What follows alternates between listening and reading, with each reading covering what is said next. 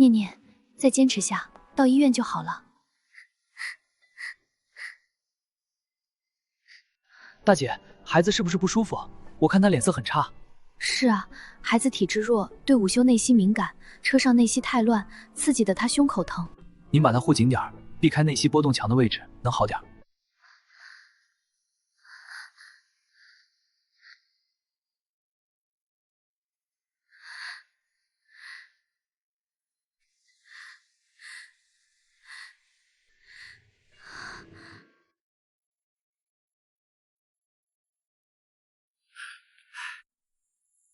有没有午休？懂内息调理的快帮忙！老爷子内息逆行了！大家让让，我是午休，懂内息调理，麻烦帮我把老爷子放平，别移动他。急性内息逆行，撞击波及脏器，必须立即梳理。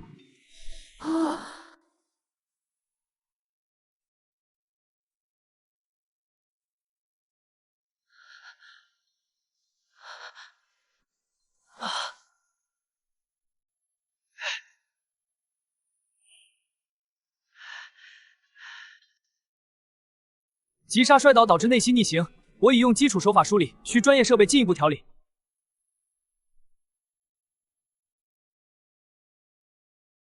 紧急内息救援完成，奖励5万元息诊断序。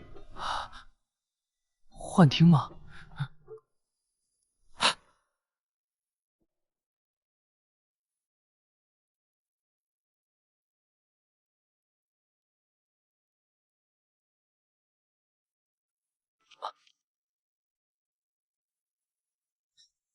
找不到人事部，你也是新来的？我找了10几分钟了。你们就是新来的吧？欢迎加入。你们被分配到 ICU 重症内息紊乱救治科。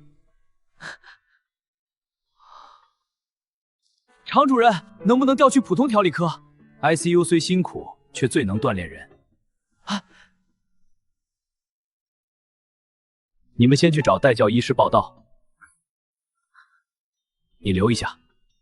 你是 ICU 赵主任亲自点名要的，他看了你的档案，说你基础内息掌控力突出，应急反应强，是可塑之才。赵主任亲自点名，我在医学院资质平庸，午休水平也只是中等啊。你好好努力，别辜负期望。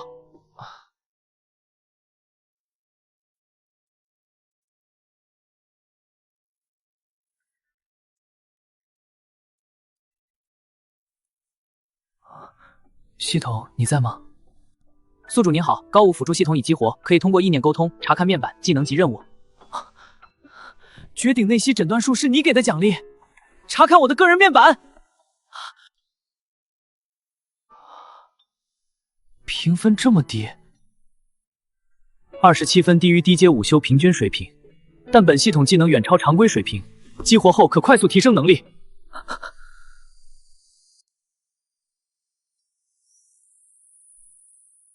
太神奇了！有了这个技能，我能轻松应对重症患者，还能提升午休水平。我一定会好好利用这个技能，努力提升，做好 ICU 工作，不辜负赵主任期望，成为高阶午休。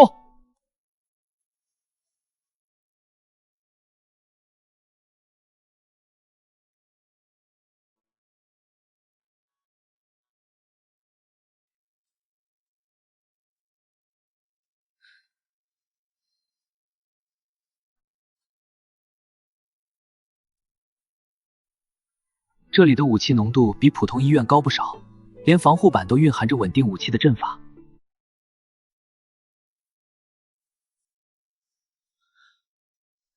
再厉害也没用，咱们就是来打杂的。听说高武 ICU 的带教老师都特别严，估计没机会接触真正的诊疗操作，纯属浪费咱们的五脉天赋。我是 ICU 主任，你们是新来的实习5医吧？是，赵主任。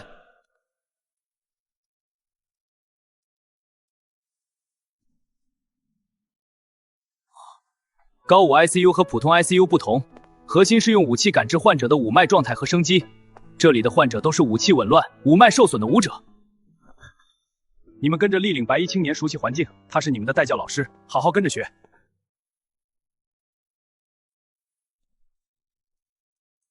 跟我来，我带你们熟悉一下环境，之后分配工作。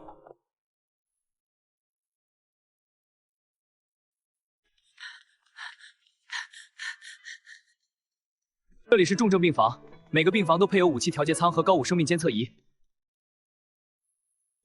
你们今天的工作就是整理这些高武病例，里面记录着武者患疾、武器文的偶送我班子不起抽。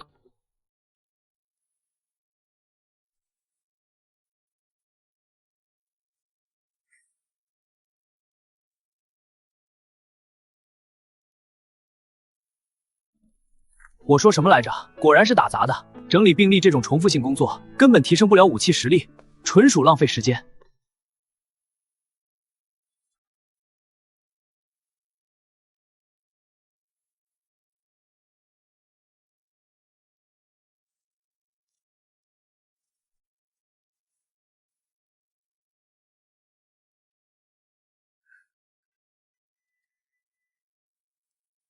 五一，快过来！三床患者突发状况。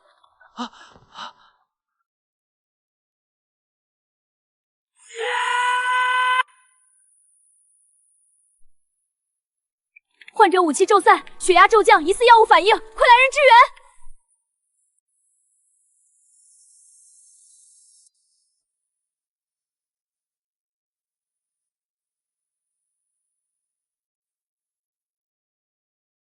短发护士，快准备融合低阶武器的高纯度肾上腺素，再准备武器稳定剂，辅助稳住患者紊乱的武器，避免五脉受损。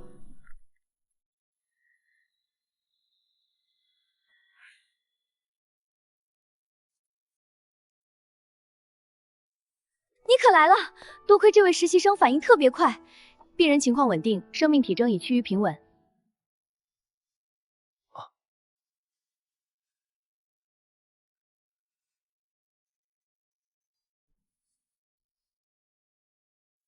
患者的武器已经基本稳定，肾上素和武器稳定剂已经起效，避免再次出现武器逆行。做得不错。下午有一台气管插管手术，需要结合武器精准操控，避免损伤患者的五脉。你跟我一起去学习，多观察。谢谢老师，我一定会认真学习。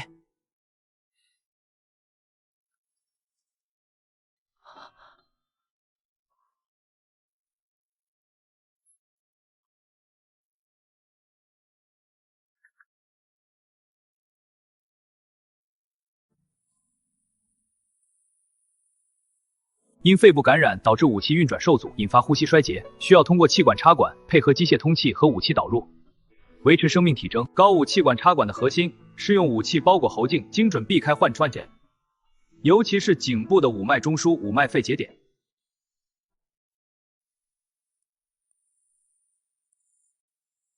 等会儿我示范，你仔细观察武器的操控力度和角度。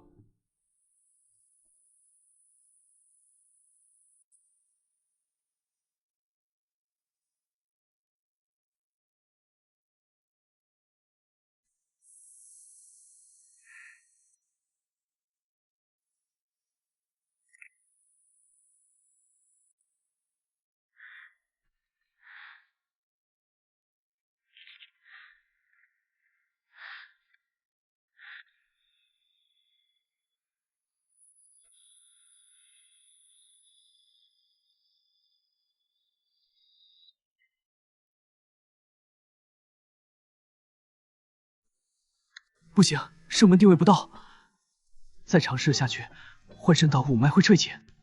孙老师，让我试试。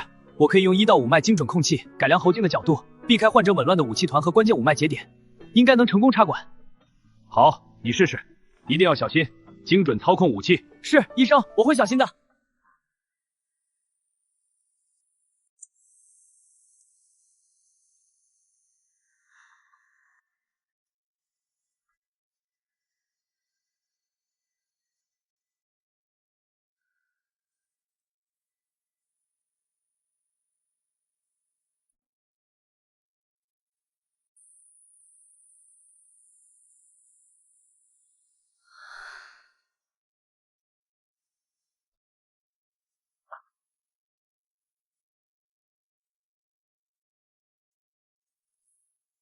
做得很好，你的武器操控精度和临危性都是蓝帽医生指导的好。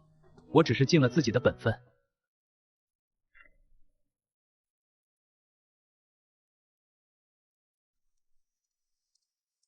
手术还顺利吗？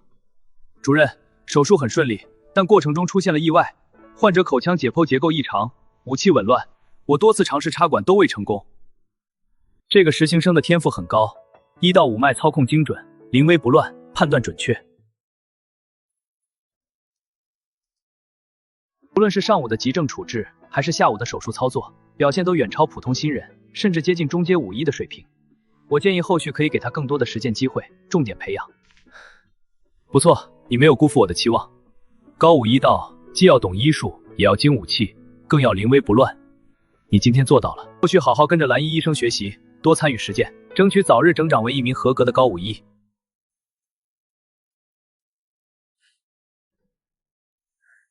谢谢主任，谢谢老师，我一定会努力学习，不会精进自己的1到5脉，做好每一次诊疗工作。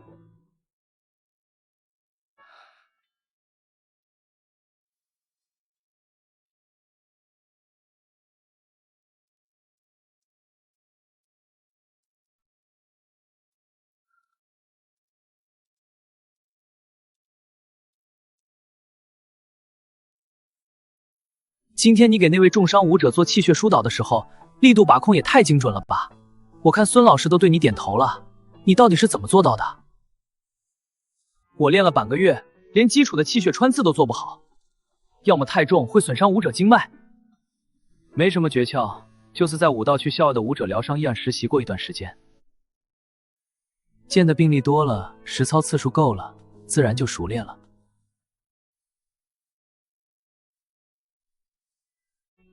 咱们武医最讲究的就是手感和经验，总不能说有系统辅助吧？系统的存在太特殊，一旦泄露，恐怕会引来麻烦，只能用实习的借口搪塞过去。其实我是家里安排来这里历练的，家里是做武道器械生意的，父母希望我懂点武医知识，以后也好帮家里。但我从小就没怎么好好练武道，基础太差，疗伤技巧更是一塌糊涂。我保证好好学，不耽误你时间。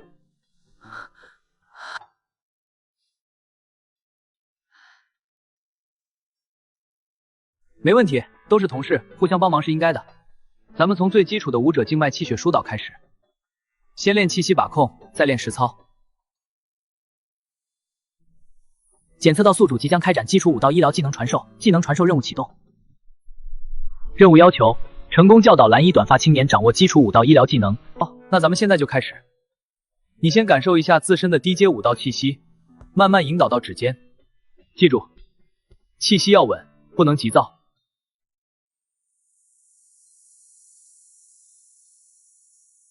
放松手腕，稳住气息。对，慢慢来。看我的示范。就是这样，再试一次。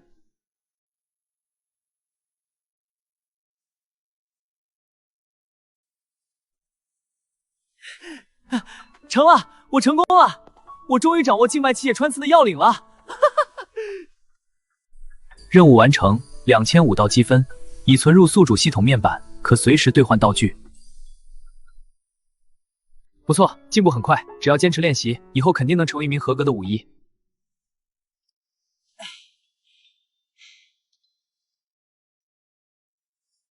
不辜负你的指导。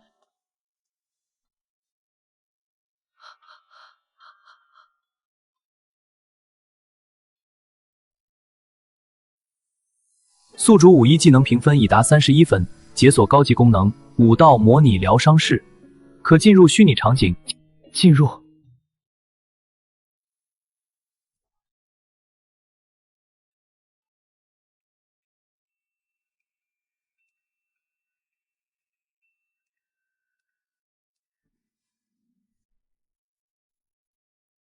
就从这个开始，夯实基础，才能应对更复杂的伤病。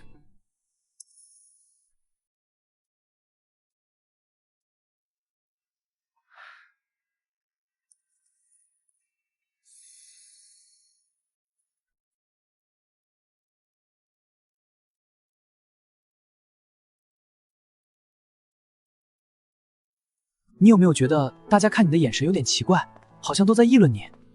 确实有点，咱们去问问情况。你们听说了吗？昨晚赵主任和外科主任为了争白褂短发男，差点吵起来了。告诉你个秘密，那个黑发白褂的少年，气血疏导和外伤修复能力特别强，可重症组主任坚持不放人，要他留在 ICU。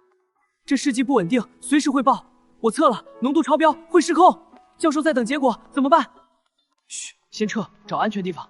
高阶51，不管去哪个组都是香饽饽啊。确实。没想到你这么抢手，赵主任和外科主任都想抢你。做好自己的本职工作就好。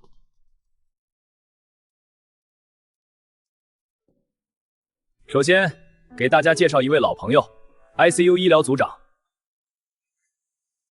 冷脸短发男是中阶51，接下来你们就跟随冷脸短发男学习，多向他请教，以后工作上多指教。后续你们跟着我，认真学习，不要懈怠。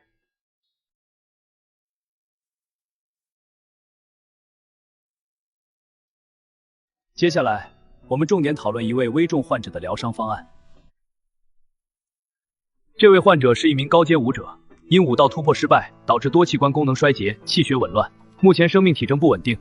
大家结合自己的经验，说说各自的看法。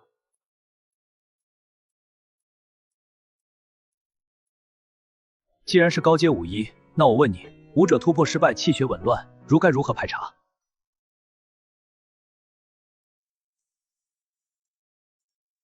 武者突破失败导致的气血紊乱，核心是气血逆冲，经脉堵塞，需先用低阶气血疏导术打通堵塞经脉，再配合凝神丹稳定气息，避免气血进一步逆冲。至于暗伤隐患，可以通过气血检测仪扫描经脉，结合武者的疼痛反馈，重点排查丹田、经脉节点，尤其是地方最容易隐藏暗伤。另外，我建议在调理气血的同时，搭配少量修复符文，加快经脉修复，提升疗伤效率。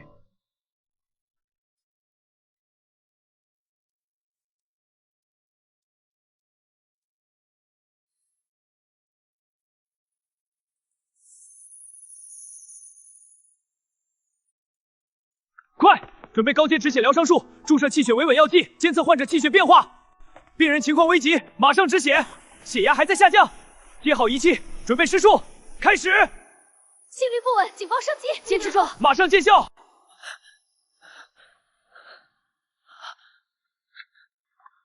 安组长，等一下。患者瞳孔不等大，可能是气血逆冲引发了颅内出血，这是武道突破失败的常见危重并发症。颅内出血？不可能吧？患者之前只是气血紊乱，怎么会突然颅内出血？短发青年说的有道理，武者气血逆冲极易引发颅内出血，不能大意，立刻安排紧急武道 CT 检查。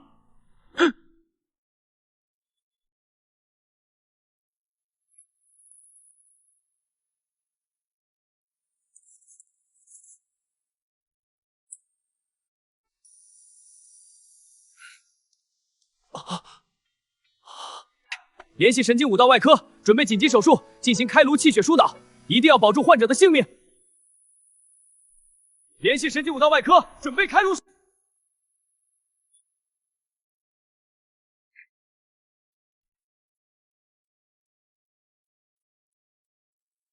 一定要让患者平安度过危险。快，生命体征在下降，明白，正在加速，准备闭室，通知医生，通道已清空。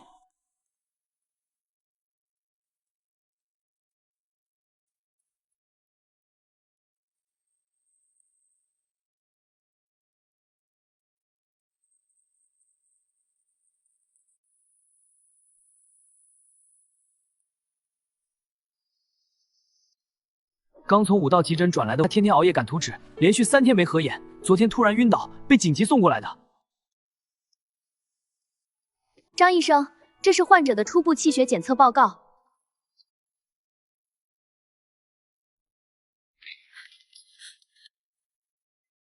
医生，救救我儿子！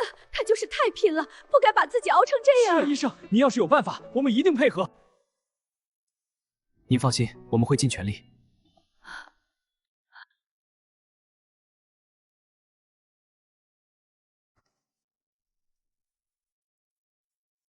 患者情况我已经了解了。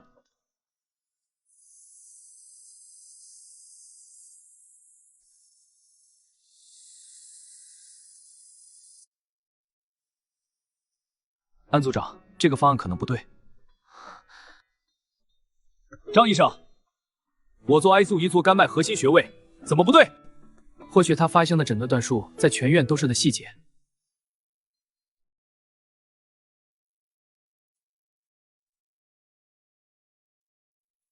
怎么回事？患者情况怎么样了？主任，病人是过度消耗导致的急性肝脉衰竭，我已经开了医生说我的方案不对。你有不同看法？主任，这是最新的化验结果，这里钾离子和钠离子水平异常，我看看。他肠垂球1到5道氧腺毒性残留，他肠浊绝顶诊断数检测到不是单纯的气血消耗，含有会损伤肝脉的成分。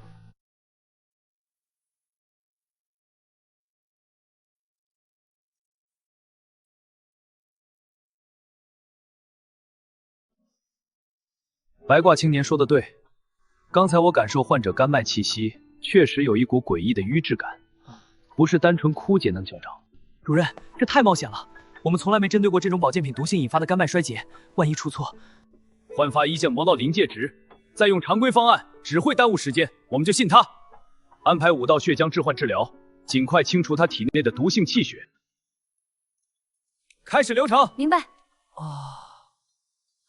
朱阿姨，患者情况很危急，接下来已经出现不可逆定风险，需要你们签署无医治疗的同意书。我们会动用所有资源，尽全力救他。我们签，只要能救儿子，什么都愿意。拜托你们了。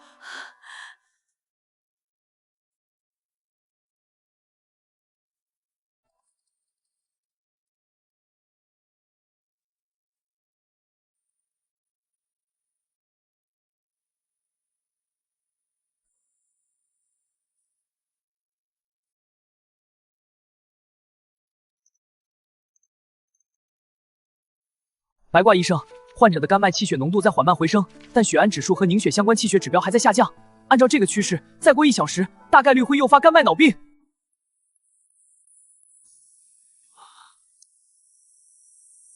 情况紧急，患者即将出现肝脉脑病，我建议立即使用5道分子吸附再循环系统，能快速过去体内涂刺，稳定肝脉气血。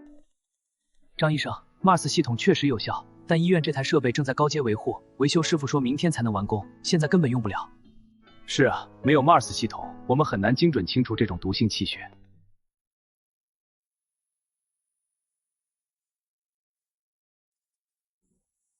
我们用连续性气血滤过，配合特殊5道滤膜临时替代。虽然过滤效果不如 Mars 系统，但能暂时稳定肝脉气血，为设备维修争取时间。不行，这绝对不行！ CRRT 配合特殊5道滤膜是非常规疗法，没有经过患者气血逆行，进一步加重肝脉损伤，风险太大了，我不同意。安组长，白卦医生的诊断数从来没出过错，他既然敢提出这个方案，肯定有把握，不能坐以待毙。你个5医学徒懂什么？5医疗法讲究循序渐进，贸然用非常规手段，出了问题谁负责？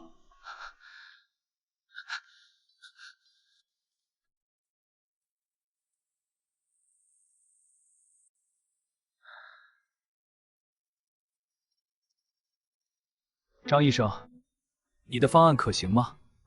贝头主任，我已经通过系统模拟过无数次，这个方案能暂时稳定好气血流速，配合5药调理就能避免风险。我愿意全程监督，出了问题我负责。不能信他，就按你冒险了。你协助短发白袍医生全程监督治疗。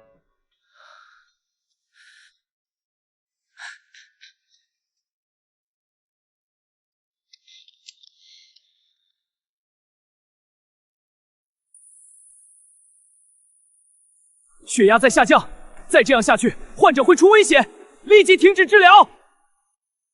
别停，这不是治疗失误，是5道气血滤过治疗的正常反应。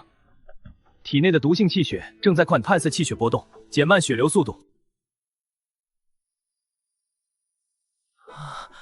稳住了，峰哥，真的稳住了。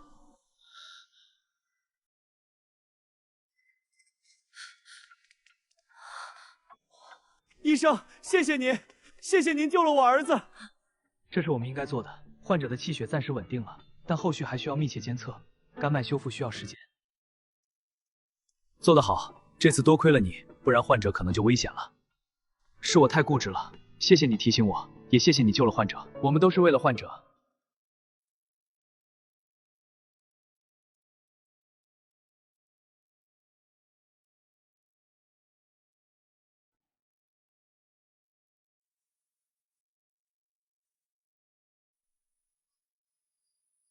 黑发医生，病人的内息还是很紊乱，肝脉淤堵的情况没有好转，灵能指数一直在临界值徘徊。他的经脉本就因冲击筑基期受损，密切监测灵能波动，一旦有异常立即通知我。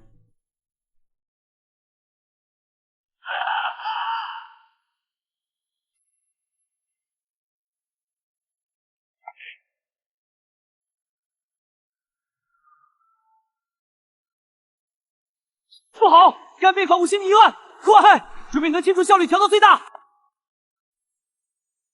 收到，灵能净化仪参数正在调整，镇静五诀已准备就绪。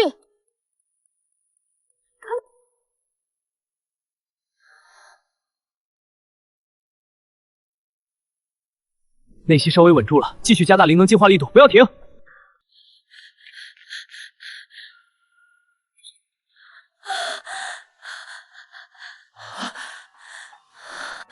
我的儿啊，他怎么了？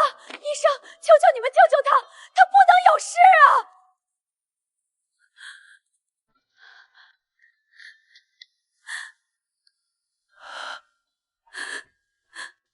老伴，别激动，五疗师们在尽力，我们要相信他们。情况稳定，我先出去解释。医生，我儿子怎么样了？请冷静，我们在全力救治。我们能做什么？医生，我儿子怎么样了？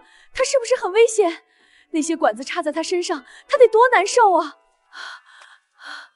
我已经用镇静五诀压制住了他的躁动，灵能净化仪也在全力清除他体内的废灵能和毒素。这些灵能管线是为了监测他的内息和肝脉情况，辅助修复，缺一不可。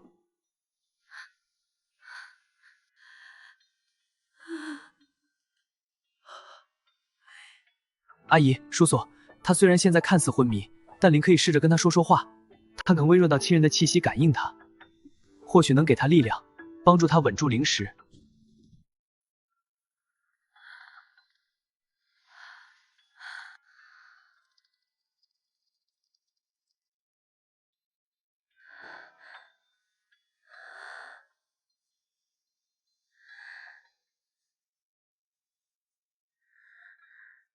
明儿，妈来看你了。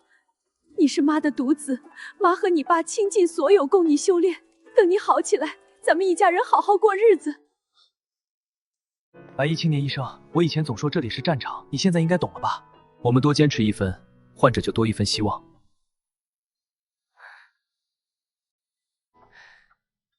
我懂了，我们一定要守住他，守住这个家。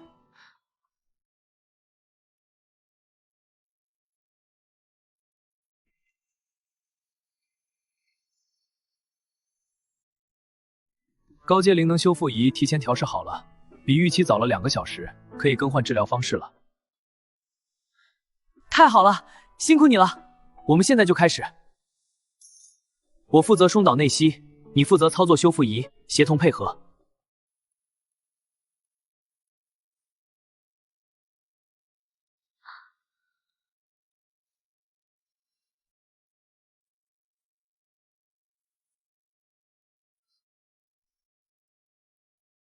之前是我太固执己见了，忽略了内息逆乱的深层诱因。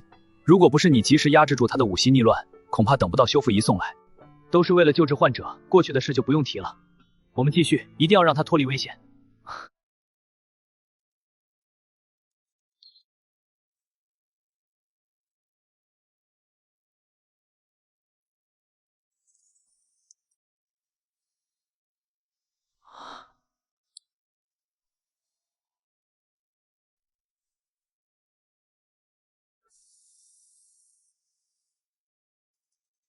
不用了，安组长，我再守一会儿。我想持续监测他的内息波动，确保治疗不出现好转，不能有任何疏忽。好，那我们一起守着。以后 ICU 的事我们一起商量，不再固执己见。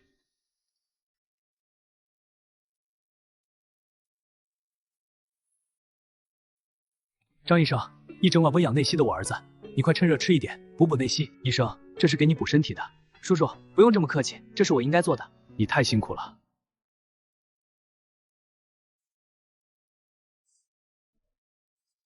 张医生，不瞒你说，我家敏儿可优秀了，以前是武道学院灵能设计竞赛的冠军，特别对擅长把灵能和器械结合，没想到会出这样的事。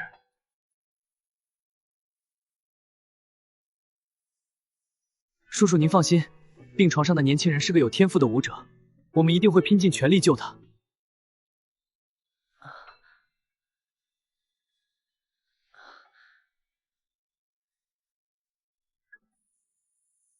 黑发医生，组长，病人醒了，灵能指数恢复正常，肝脉淤堵基本缓解，肺灵能也清除干净了。你感觉怎么样？有没有哪里不舒服？好多了，谢谢医生。我没事，谢谢医生，谢谢你们救了我。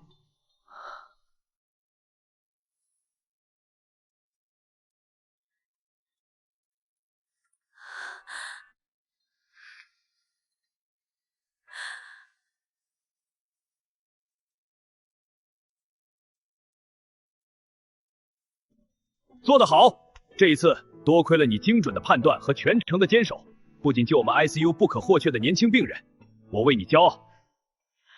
谢谢主任，这不是我一个人的功劳，是整个团队一起努力的结果。只要他能彻底康复，我们所有的付出都值得。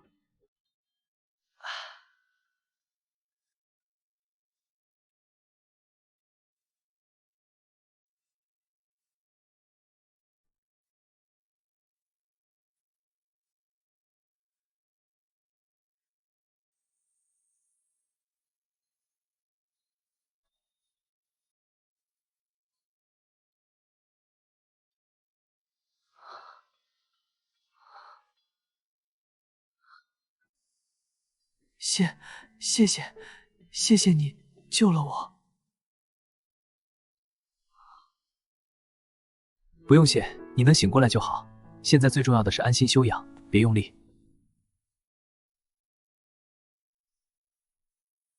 你这次是因为修炼了未经认证的劣质异能功法，导致异能紊乱，经脉受损。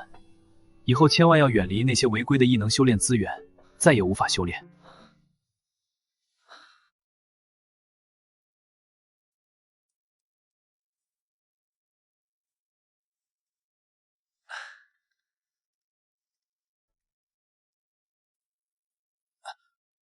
对不起，之前我因为嫉妒你的天赋，觉得你年纪轻轻就拥有高阶治愈异能，对你有很大的成见，甚至私下里质疑你的能力。我向你道歉。这48小时，我亲眼看到你不顾自身异能消耗，全程坚守，精准掌控治愈异能，修复病床少年的受损经脉。我真心佩服你的专业能力和责任心。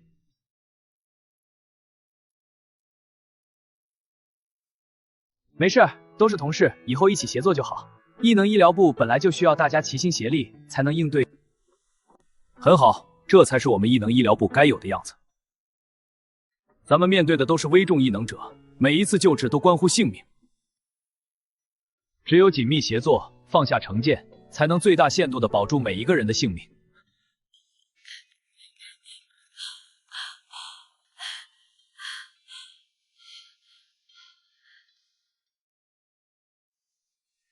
谢谢你，谢谢你救了我的儿子。要是没有你，我儿子就彻底沦为废人了。你就是我们家的救命恩人了。是啊，张医生，大恩不言谢。以后你有任何需要，我们夫妻俩赴汤蹈火都愿意。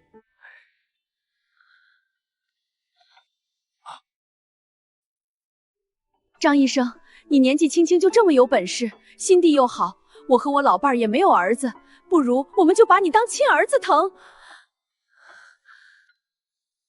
阿姨，谢谢您的厚爱，我心领了。能救做回病床的黑发少年，我也很开心啊。丁，检测到宿主成功救治危重异能者，完成团队协作救治任务。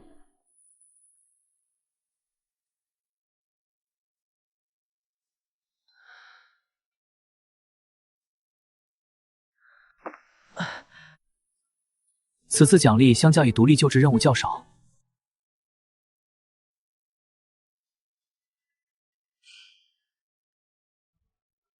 我知道，比起奖励，我更在意这次救治中获得的实操经验，还有同事们的认可，这些比现金和技能更重要。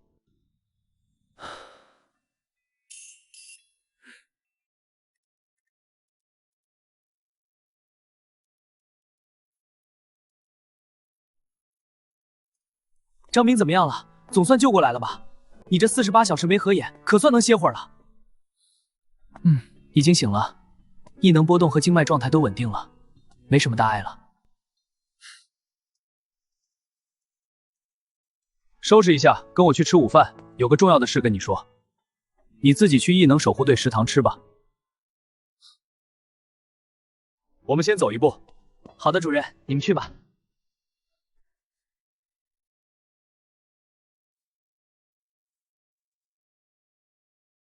天赋差距越来越大了。白挂主任，白挂青年，快过来坐。我给你们介绍一下，这位就是咱们异能守护队的队长，也是咱们城市异能界的高层管理者。队长好，我是异能医疗部的张峰。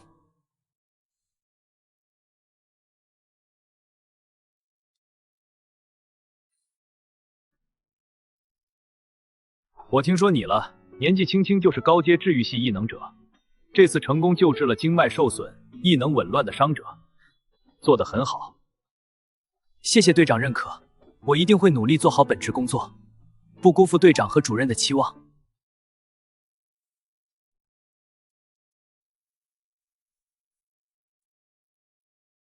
今天请大家来是有一件重要的事宣布，近期全国异能医疗与实战结合大赛即将开启，咱们需要选出3名异能者参赛，我部门的人选最合适，你的人经验不足，数据证明他最优，那不够，要全能，我们支持你的选择，听大家的意见。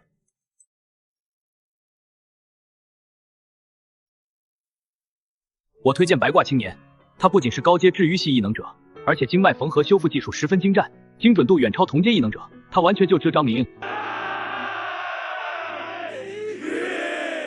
那就在正式比赛前，在咱们异能守护队内进行一次自测比拼。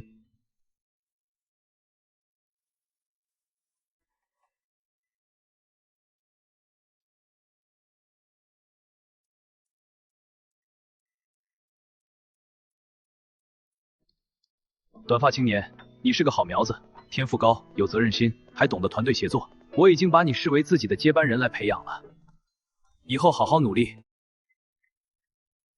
主任，您太抬举我了，我还有很多需要学习的地方，我一定不会辜负您的期望。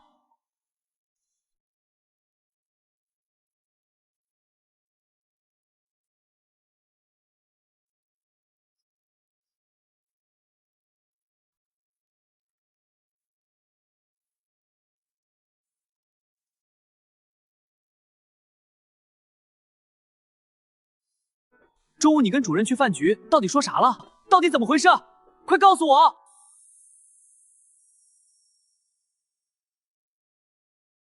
就是主任提了全国卫生医疗，有意让我代表医院去参加。什么？全国性的比赛？你刚来咱们科室才3天啊！我一直以为会像往年一样派医疗组长安泽去参加，他可是终极治愈系异能。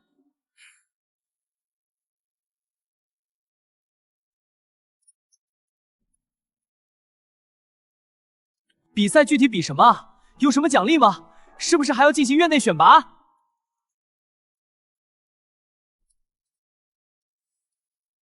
我们先去查房。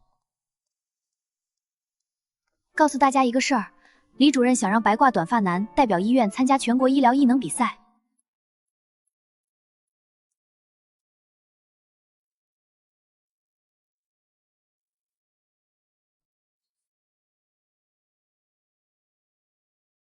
好，我是异能医疗部的张峰。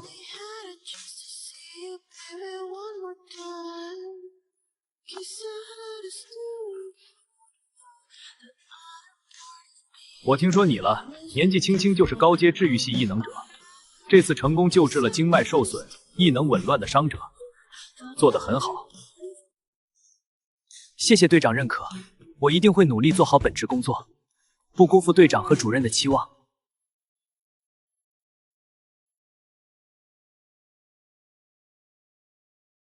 今天请大家来是有一件重要的事宣布，近期全国异能医疗与实战结合大赛即将开启，咱们需要选出3名异能者参赛。我部门的人选最合适，你的人经验不足，数据证明他最优，那不够，要全能。我们支持你的选择，听大家的意见。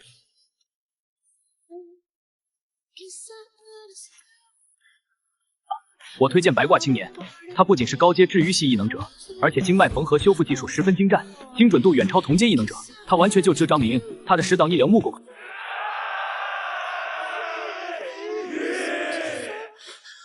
见大家争执不下，那就在正式比赛前，在咱们异能守护队内进行一次自测比拼。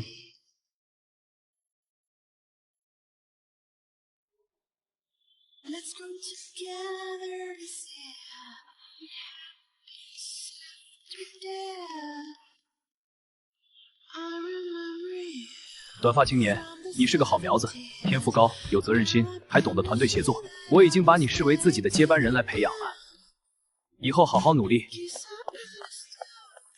主任，您太抬举我了，我还有很多需要学习的地方，我一定不会辜负您的期望。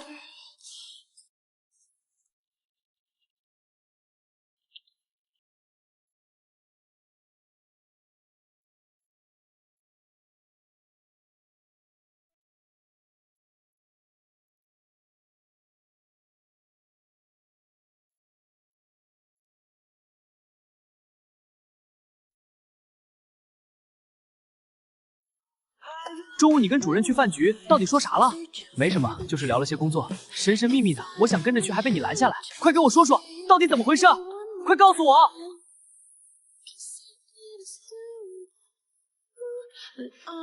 没什么，就是主任提了全国卫生医疗，有意让我代表医院去参加。你将代表医院参加全国医疗异能比赛。什么？全国性的比赛？你刚来咱们科室才3天啊！怎么突然很意外？我一直以为会像往年一样派医疗组长安泽去参加，他可是终极治愈系异能。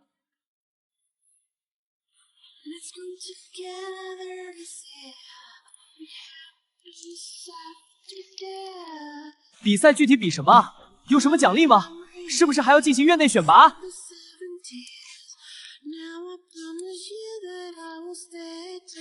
我们先去查房。告诉大家一个事儿，李主任想让白褂短发男代表医院参加全国医疗异能比赛。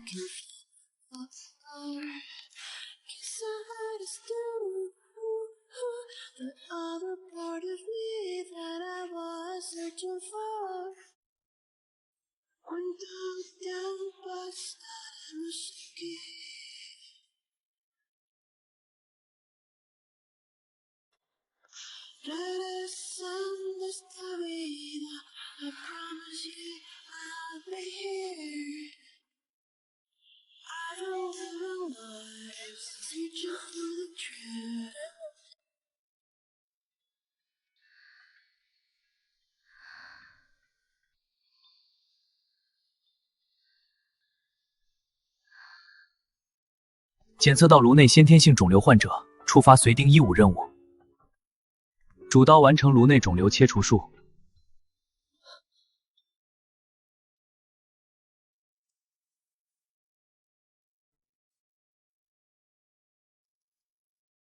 怎么了？有什么发现吗？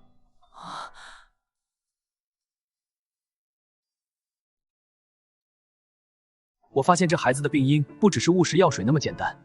他颅内有先天性肿瘤，药水进行诱发恶瘤切除术。我请求主刀这场手术。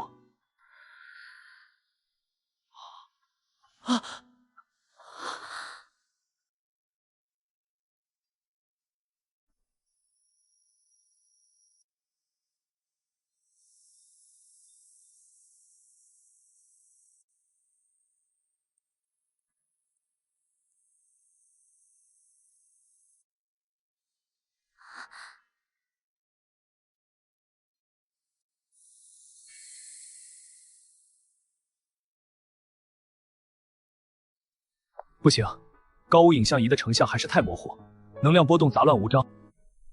蓝衣白褂男人，立刻联系神元科的医修过来会诊，务必尽快弄清楚脑部能量异常的根源。等等，我或许能判断出病灶的类型。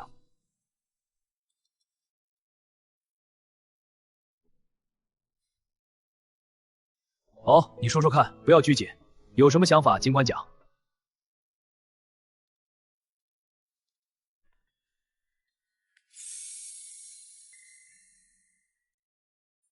这种肿瘤的特性就是能量波动温和，不易被探测，所以才会导致高无影像仪成像模糊，这正是它的典型特征。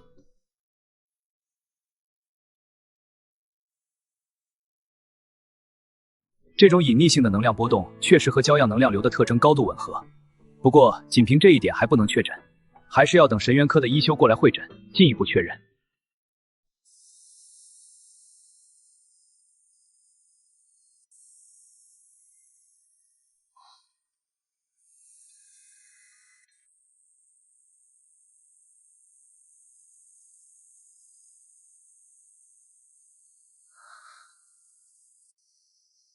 赵主任，情况不太乐观。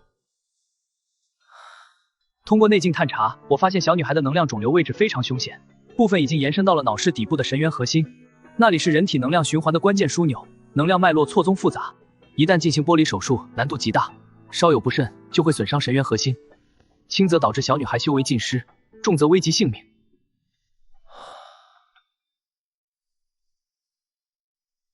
我知道这手术的难度，但无论如何，我们都要尽力。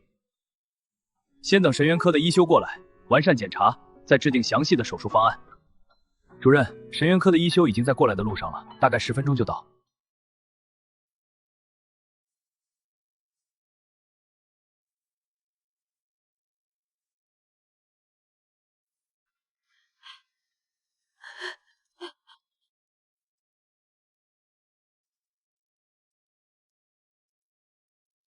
他怎么样了？先冷静一下。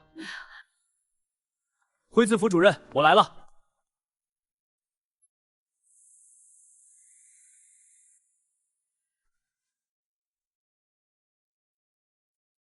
结合我的内镜探查和刚才的高无影像，目前初步判断是脑部能量肿瘤。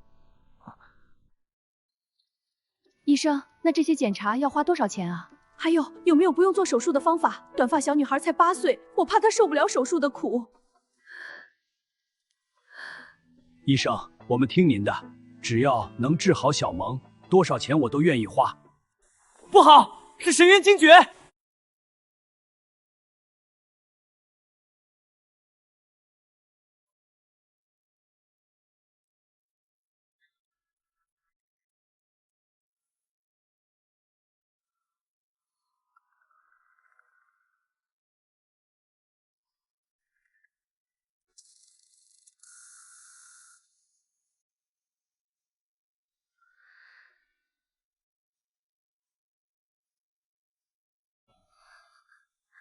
他是我们 ICU 新来的医修，虽然资历浅，但天赋很高，武道医术也很扎实。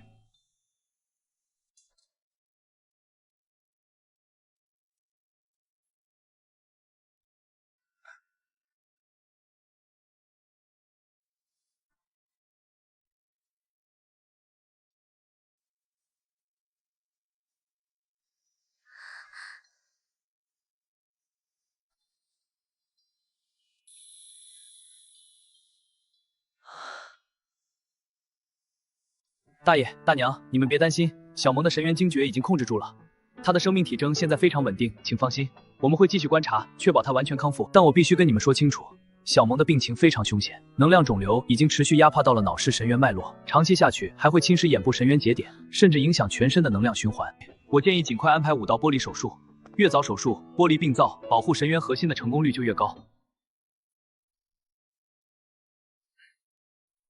一休，你这话就不对了。目前还没有通过增强影像和神元共振确诊，你怎么能确定能量肿瘤已经压迫到了脑室神元脉络？我并不是凭空猜测，通过我的内镜探查，能清晰感受到脑室神元脉络的，但已知性的说的神元惊厥。最后，他刚擦到肿瘤的边缘，靠近脑室区域。注意这条主干脉络，从这里开始分叉，转折点在此，连接次级分支，这里是关键节点，压力聚集，影响扩散。结论明确。病灶在此。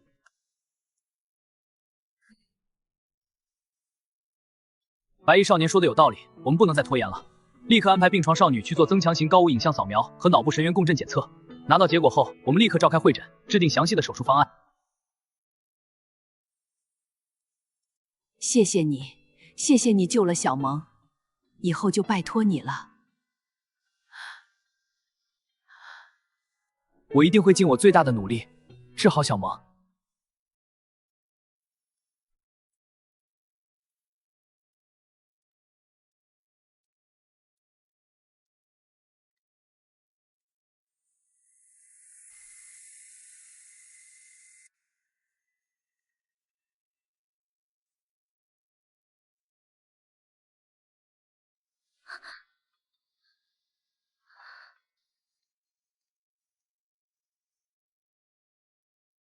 张医生，仅凭内息探查就下判断也太草率了吧？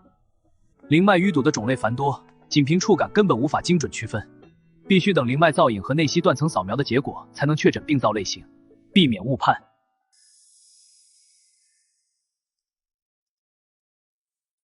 他用内息探查了他的颅内灵脉，灵脉交汇处有明显淤堵结节，触感粘稠，而且淤堵范围不大，暂时没有扩散迹象。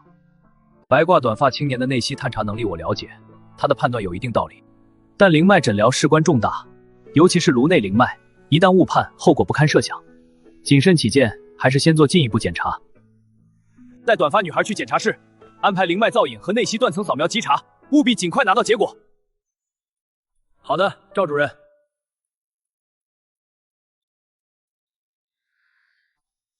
别怕，我们去做个简单的检查，很快就回来，好不好？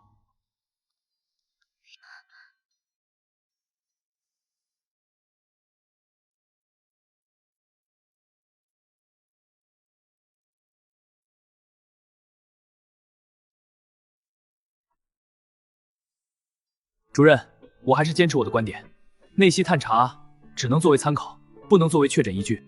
我明白你的意思，等结果出来，我们再最终定论。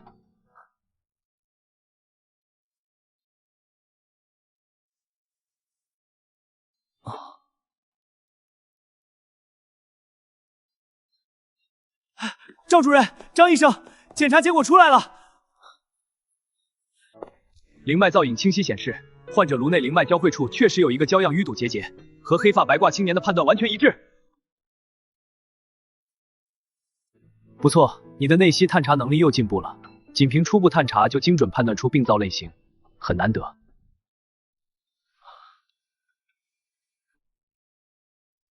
白衣青年，你像你仅凭内息探查，我这连续精准的诊断实在是厉害，我这就联系神脉科剥离术。您客气了，诊疗本就该谨慎，你也是为了患者着想，只要能明确病灶，尽快为他治疗就好。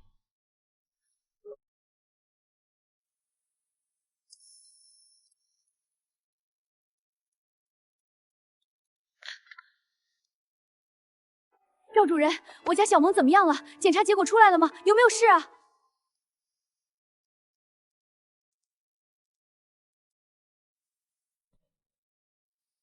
大妈，你们别着急，检查结果出来了，确诊是颅内灵脉胶样淤堵结节，虽然是病灶，只要尽快进行灵脉病灶剥离术，就能彻底治愈，愈后很好。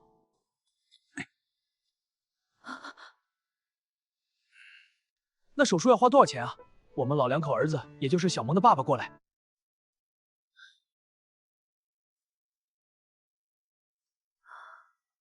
大爷，手术费用大概在15万元左右，包括灵才和5一父母过来商量好再做决定。我们会暂时用灵能药剂稳住小萌的病情，不会有危险。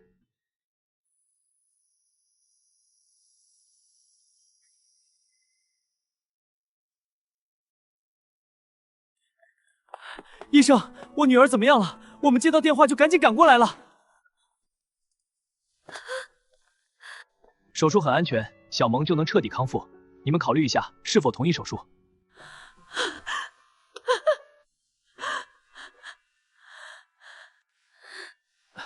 白袍青年，我们同意手术，只要能救我女儿，多少钱我都愿意凑。麻烦你们一定要救救她。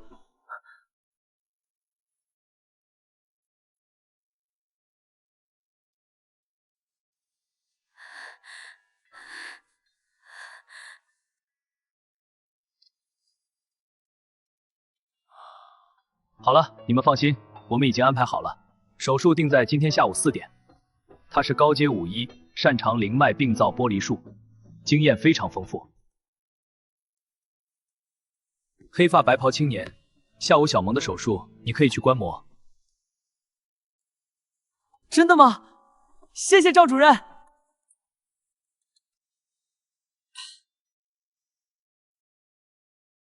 你别高兴太早，主刀医生修为高深，性格却很高傲，要不是我跟他打招呼，他根本不会同意你进去。你进去之后，只许专心观看，不许说话，更不许随意走动，以免影响手术，明白吗？明白明白，我一定会遵守规矩，认真观摩，绝不添乱。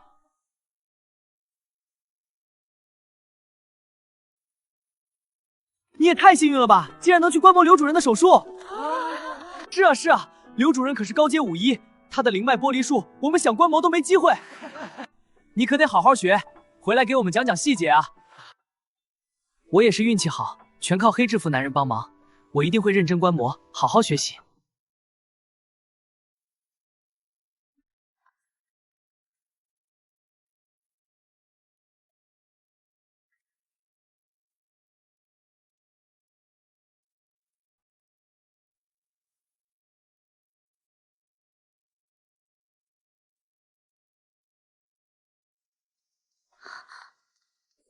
医生叔叔，我认识你，你是公交车上救我的那个叔叔。小萌真厉害，还记得叔叔。别害怕，我们现在去手术室，做完手术，你的灵脉就通畅了，头就不会再疼了，好不好？好，我听叔叔的，我不怕手术。小萌真勇敢，等手术结束。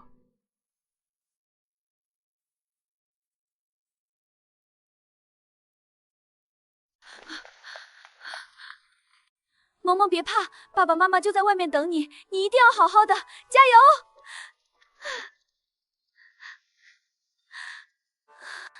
妈妈，我不怕，白衣医生会保护我的。手术一定会很顺利，孩子的灵脉交样淤堵结节是良性的，只要彻底剥离，灵脉会比其他灵脉肿瘤好得多，不会留下后遗症。张医生，麻烦你了，一定要帮我们照顾好萌萌。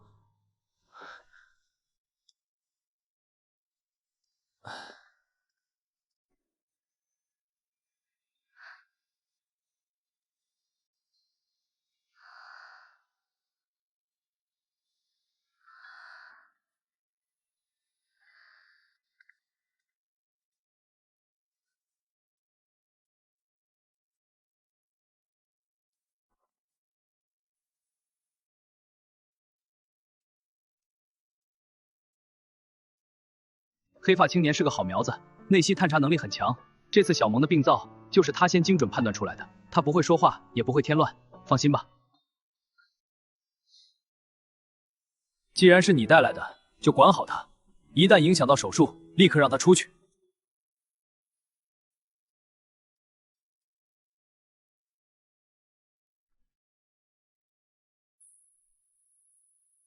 准备开始，注意监测短发女孩的灵脉波动和颅内灵能压力，有任何异常立刻告诉我。是，主任。灵能压力正常，灵脉波动平稳。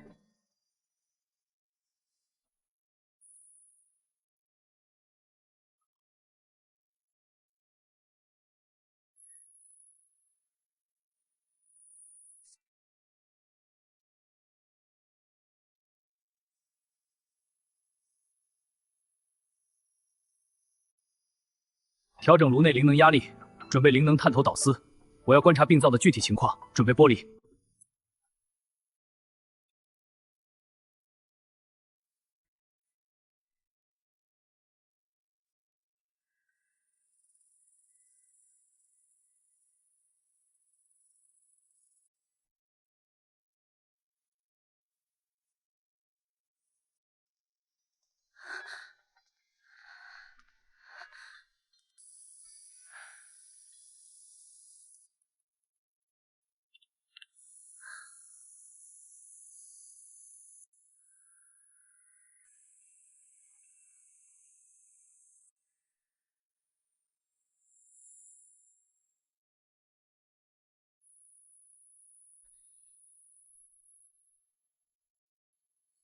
不对，这病灶的范围比灵能扫描图上显示的大了至少1倍。怎么会这样？这样难度就完全超出预期了。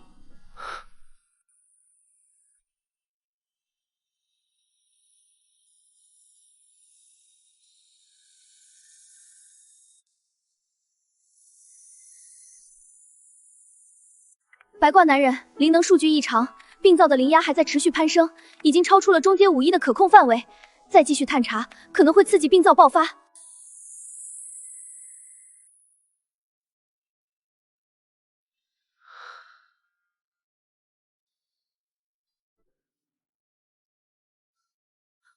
我从业30年，从未见过如此顽固的邪祟病灶，它似彻底震碎小萌的灵脉。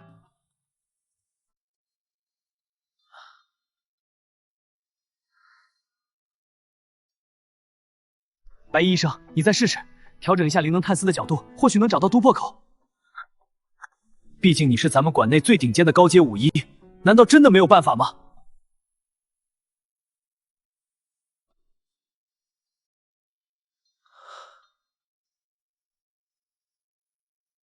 我已经试过所有可能的角度，病灶的灵压太过狂暴，每次试探，我的内劲精度虽然够，但面对这样交织的灵络，根本无从下手。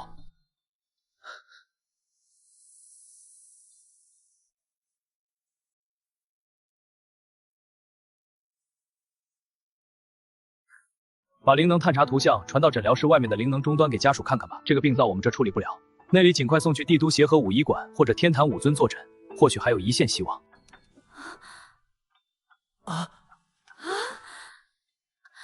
白衣主任，您确定吗？这可是咱们武医馆今年接收的最棘手的案例，就这样放弃，是不是太可惜了？没有什么可惜不可惜的，孩子的性命最重要，我们不能拿他的灵脉和性命冒险。你去外面向家属详细解释情况，语气委婉一点，同时联系协和和天坛武医馆的同道，做好接收患者、紧急压制病灶的准备。好的，白卦主任，我这就去。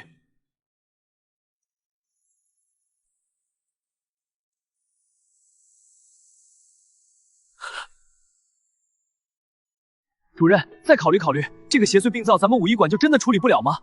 我们可以召集馆内所有高阶武医一起推演诊疗方案，或许还有办法。没用的，我比谁都清楚这个病灶的棘手程度。我的内劲精度不够，无法做到精准剥离。其他高阶武医的水平和我相差无几，就算召集他们，也未必能找到解决方案。病灶死缠绕基底灵络和灵能节点，稍有不慎就会震碎女孩的灵脉。我担不起这个责任，也不能拿孩子的性命冒险。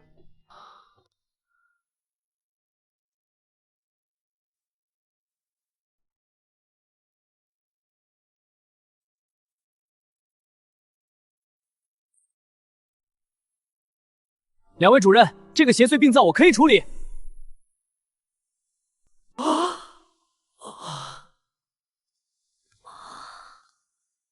你知道你在说什么吗？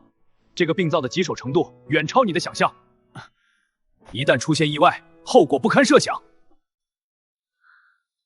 背头医生，我知道这个病灶的棘手程度，也知道一旦失手，后果不堪设想。我有把握，借助我的武医系统能力，我能看清病灶与灵脉的每一处细节，做到剥离病灶而不损伤灵络和灵能节点，也给他一次机会。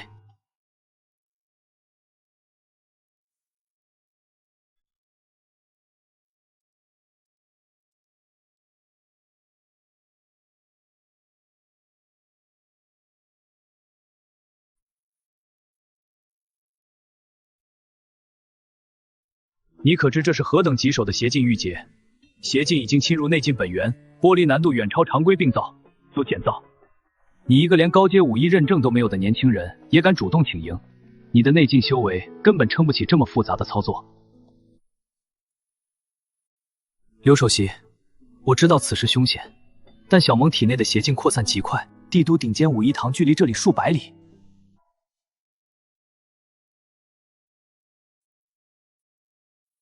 邪劲剥离与内劲疏导，可不是靠勇气就能完成的。这种级别的操作，需要数十年的武医经验，精准操控内劲，稍有不慎，患者内镜大出血，魂飞魄散。你担得起这个责任吗？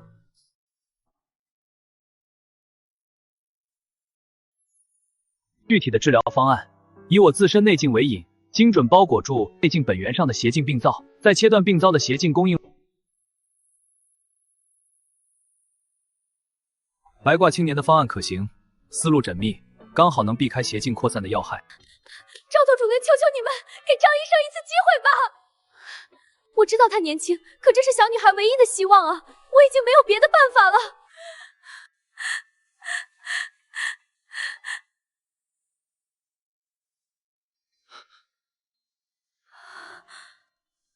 好，我支持白卦青年主理治疗，所有后果与责任都由我来承担。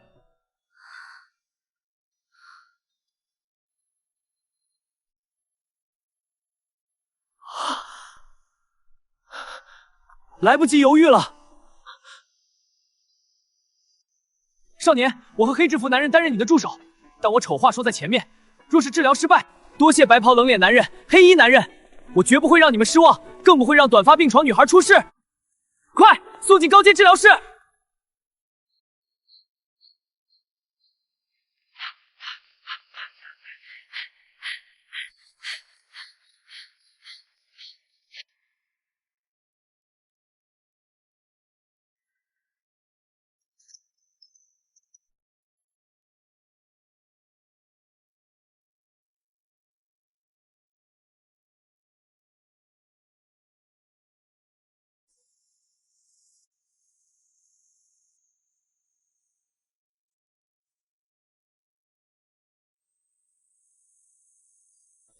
你倒是比我想象中从容，就是不知道真到了关键步骤能不能稳住。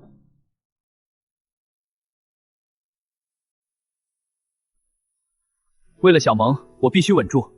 护士，将内镜显微镜调至25倍，我要精准观测邪镜丝络的分布。蓝衣医生，可是常规邪镜观测只需10到15倍，25倍的话，对您内镜操控精准度要求会呈几何倍数提升，您确定吗？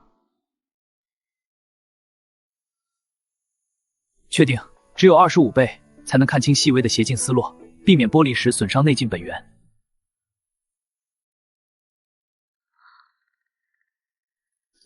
这内镜本源被缠得这么紧，简直难以置信，它还在生长。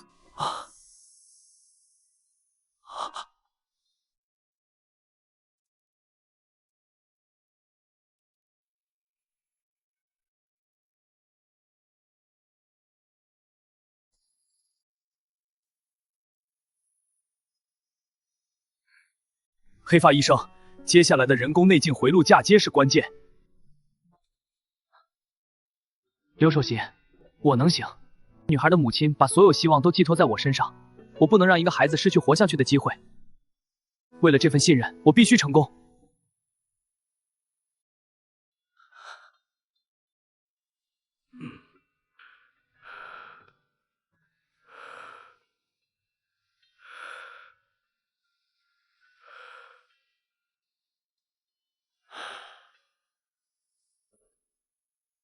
是我小看你了，接下来我和黑衣男人一起用自身内镜为你兜着，全力协助。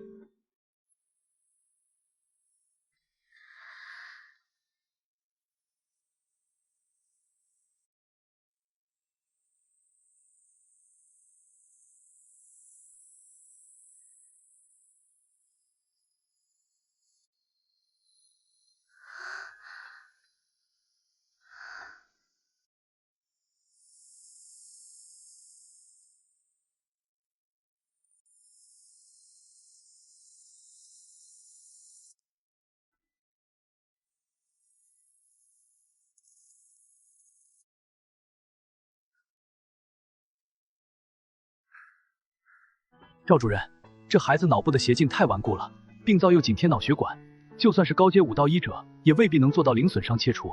黑发医生他能行吗？别急，我看过黑发青年医生的禁欲手法，内镜纯度极高，操控精度远超同级，给他点时间。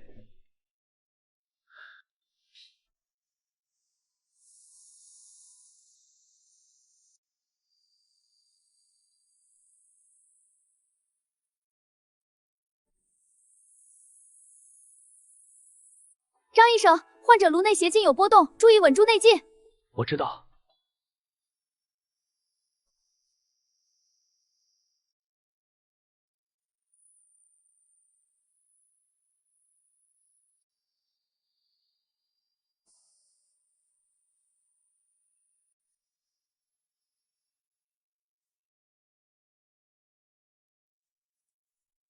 病变组织和附着的脑室病灶已全部清除，未损伤任何血管。啊！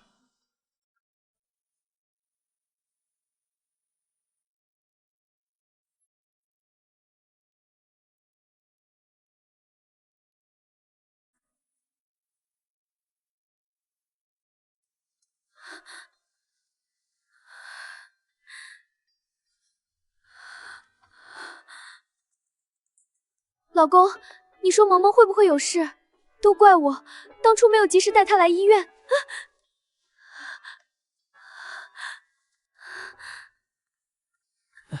别担心。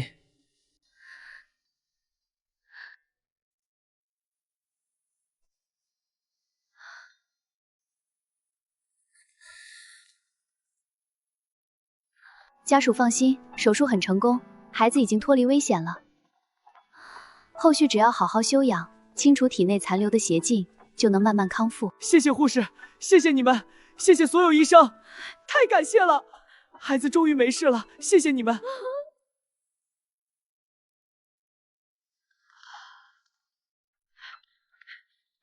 生，医生，我认出你了，你就是上次在公交车上用劲气稳住那个突发邪劲反噬老人的医生啊！谢谢你，谢谢你救了我的孙女，都怪我，结果耽误了病情，让孩子受了这么大的罪孽。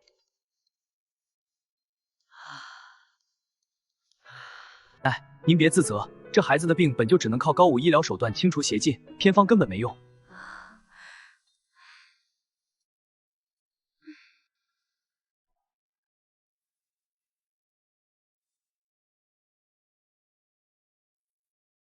黑发青年，你这高武医疗技艺也太厉害了，那以劲喻真的精准度比很多高阶武道医者都强。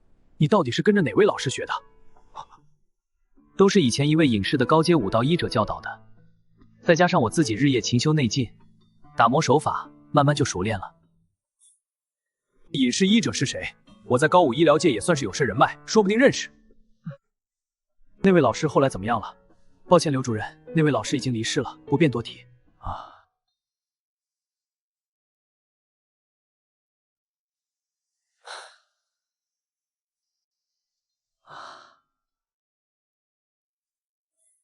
真行，连那种只服高阶医者的人都被你彻底折服了。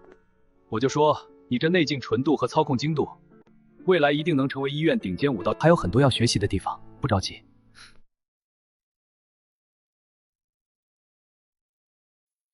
你火了！你快看，医院的武道医者交流群都炸锅了！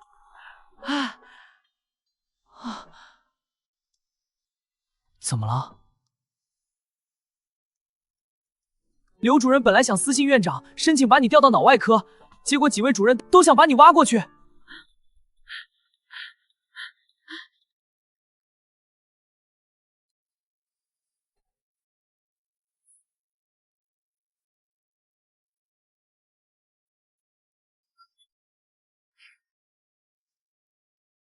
我的哥，你也太牛了，连颅内斜筋疑难手术都能完美完成。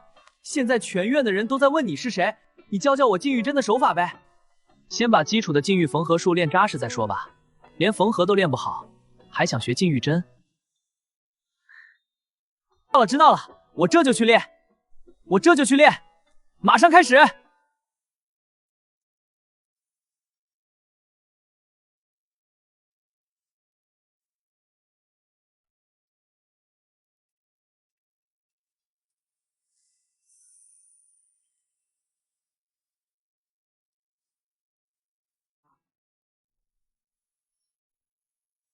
终于完成任务，看看这次的心脏移植手术奖励到底是什么。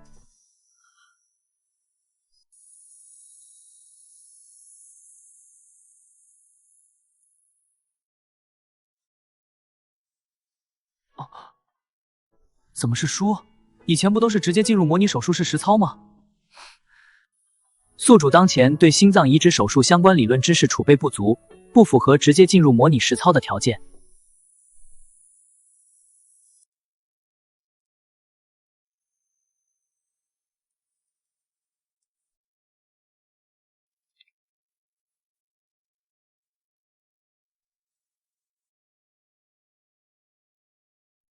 心脏移植主要针对晚期充血性心力衰竭和严重冠状动脉疾病，全国具备资格的医院只有33家。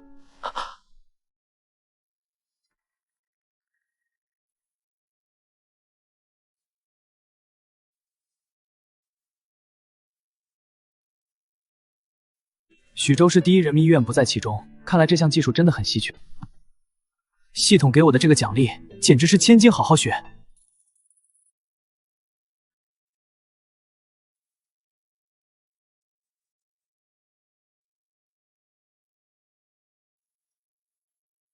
原来如此，冠状动脉吻合的关键精准对位，论知识考核通过，模拟手术室已解锁。本次模拟任务，独立完成心脏移植手术。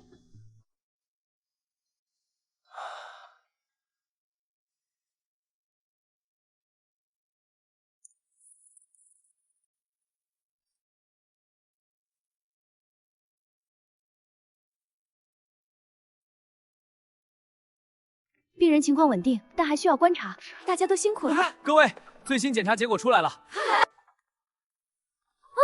张医生，你也太厉害了吧！昨天那个重症患者，要是换做别人，根本救不回来。是啊，你才26岁，医术就这么精湛，以后肯定是我们医院的骨干。做得好啊，医生。哪里，大家一起努力的结果。哈哈，别谦虚了，谢谢。我问你个私事，你现在还是单身不？你现在还是单身不？那可太好了，我认识一个护士，人长得漂亮，性格又好，和你特别般配。要不要我给你介绍介绍？深蓝内达医生，这是要给黑发医生当媒人啊！别开玩笑了，我现在还是想多专注于工作。主任今天气色真好。是啊，最近工作顺利吧？小李准备的怎么样了？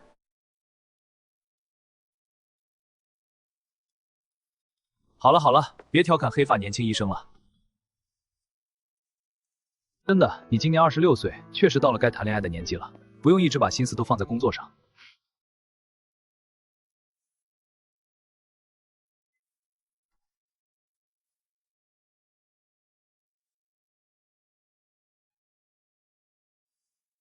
你们俩的演讲稿准备的怎么样了？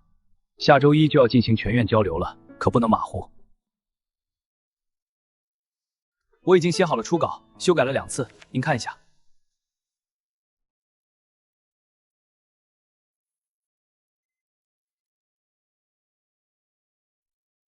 你呢？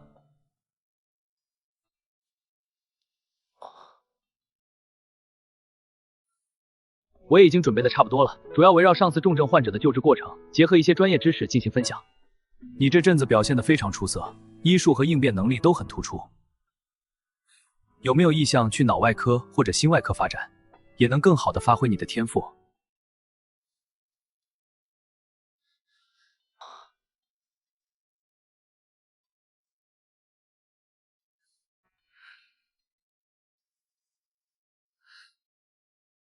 谢谢主任的认可。说实话，我更喜欢 ICU 的工作环境，这里每天都会遇到不同的重症患者，能学到更直接的拯救患者的生命。既然你喜欢 ICU， 那我就不勉强你了。好好在 ICU 发展，我很看好你。谢谢主任，谢谢主任。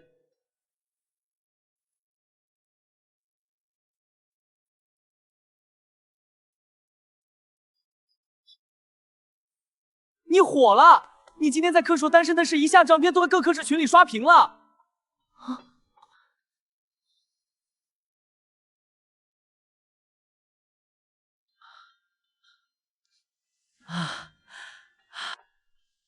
多大点事儿，至于这么夸张吗？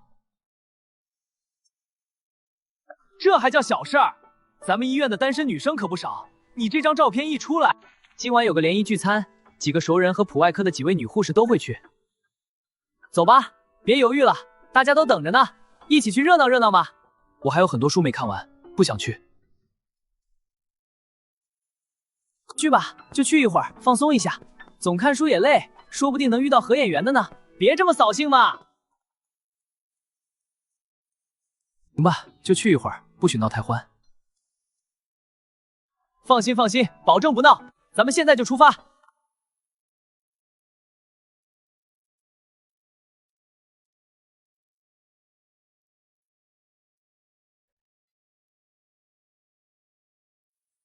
这里，快过来！好，你好，这是我的朋友，今天第一次来。欢迎欢迎。你好呀，你好，来来来，大家一起聊聊。你平时喜欢做什么？黑发男医生，我经常听我们科室的人提起你，说你医术特别厉害。你现在是单身吗？以前有没有谈过恋爱呀？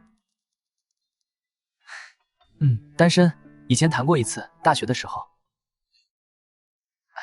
歌声在安静的酒吧里流淌，舞台与桌边一同沉入柔和氛围。在温柔情歌声里，慢慢寻找目标，眼神微微定住。好久不见。你怎么回来了？啊，这位是？我是普外科的护士万美莲，是张医生的同事。她是你女朋友吗？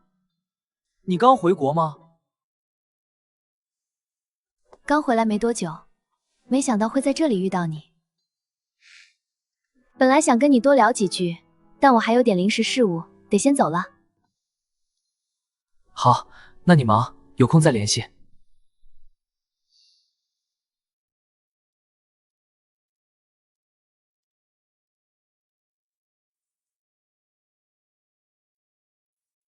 这是谁啊？前女友？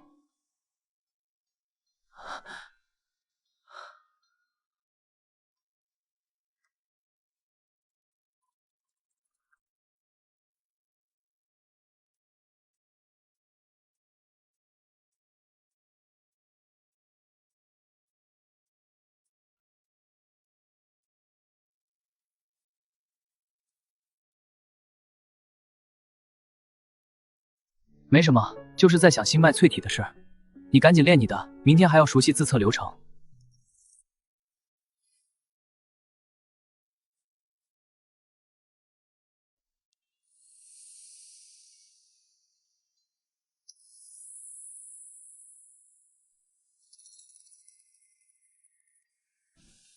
原来如此，我还以为可以直接进行实战练习。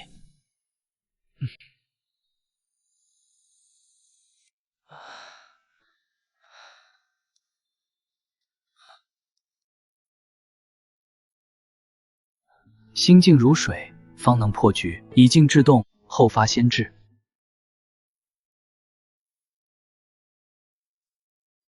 停了停了，你放心，我已经找好新工作了，是内息辅助类的，很轻松，不累，工资也够用。知道了，你在五阁好好表现，别惦记家里。我这边还有事儿，就先挂了啊。又给叔叔转钱呢，你这孝心真是没话说。刚才五阁通知，自测分2天，今天是功法感悟演讲，明天是实战技法考核。知道了。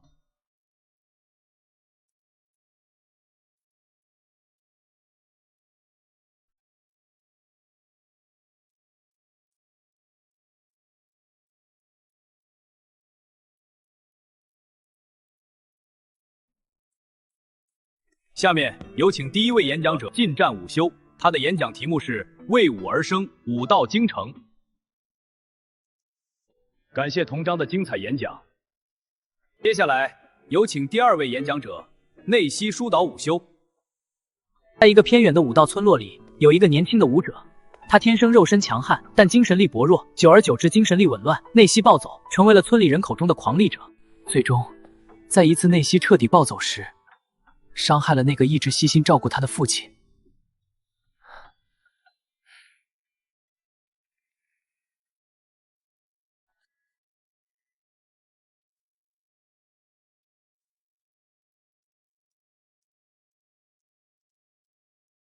做得很好，你的演讲不仅展现了你的武道感悟，更守住了武道的初心。明天的实战考核，继续加油。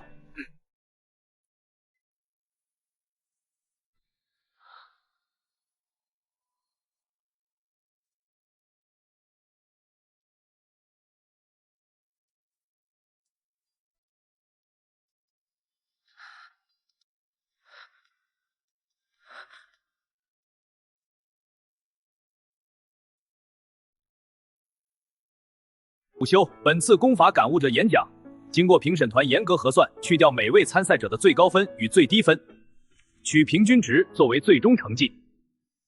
现在我宣布获胜者名单。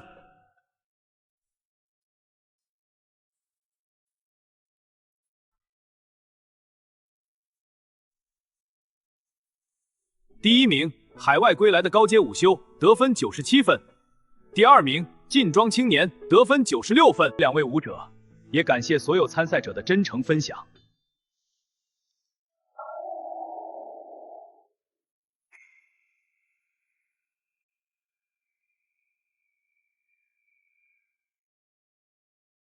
你讲的武道人心，比他的空洞理论深刻100倍。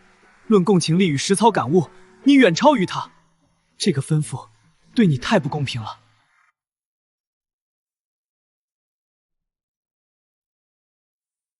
阁主，我已然知足。海外归来的午休确实有我值得学习的地方，有这份心态，何愁不能突破高阶？明天的实战技法考核，我相信你一定能拿下第一。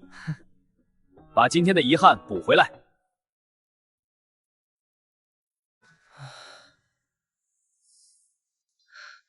我一定要更加刻苦，总有一天，我要超过他，让所有人都看到我的实力。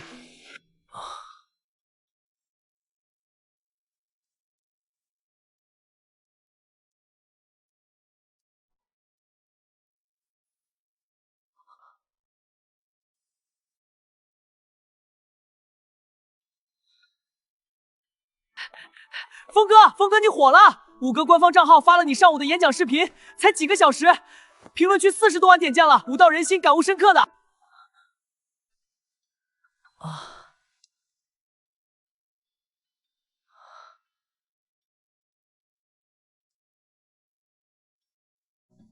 我只是把自己的武道感悟真诚的分享出来，没想到会得到这么多人的认可。宿主通过宣讲精神力引导与武道人心相关感悟，传递高武正能量，影响众多武者。奖励已发放至2主账户，请查收。原来不只是修炼，完成系统试炼，真个意外收获。以后多做这类事，既能帮助其他武者，也能提升自己，一举两得。峰哥，你怎么了？笑得这么开心，难道还有什么好事？没什么，系统给了我一点奖励，没想到宣讲武道感悟也能获得系统认可。哇，也太幸运了吧！以后咱们多分享感悟，多传递武道精神，既能积累口碑，还能拿奖励，简直太好了！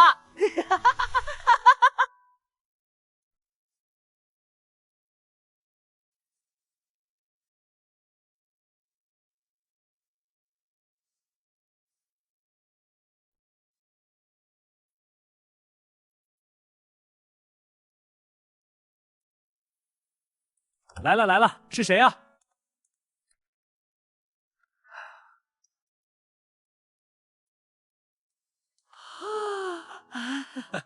你儿子火了！五哥官方账号发了他的演讲视频，都40多万点赞了。咱们整个县城的人都在夸你养了个好儿子。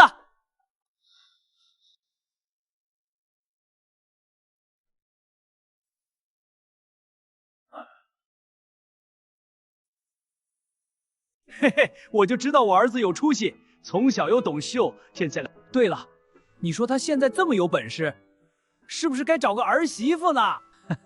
你就别瞎操心了。你儿子年轻有为，又是高阶武修，长得又英俊，想找个儿媳妇还不容易，有的是姑娘盯着呢，你就等着享清福吧。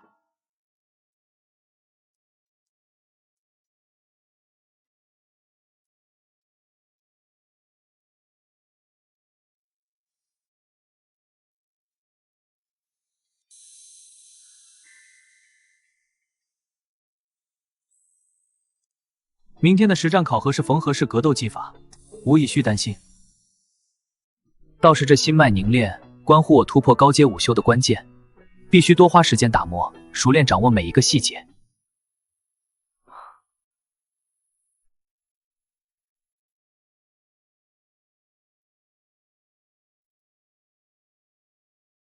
模拟试炼开始，任务：心脉内息萃取。心脉凝练的核心难点在于获取适配的内息源。受武世界传统内息不外泄观念影响，多数武者认为内息外受捐项多于内息，帮助其他武者突破心脉桎梏。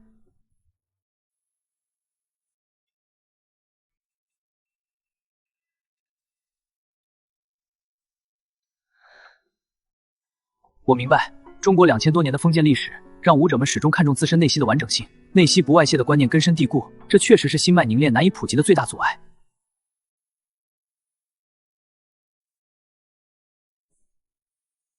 时代在变，新一代的年轻武者思想更加开放，不再被传统观念内息，帮助那些心脉受损，这便是武道人心的体现。原来武道的生命延续不只是自身修为的突破，功法技艺的传承，这才是真正的武道人心，也是我一直追求的初心。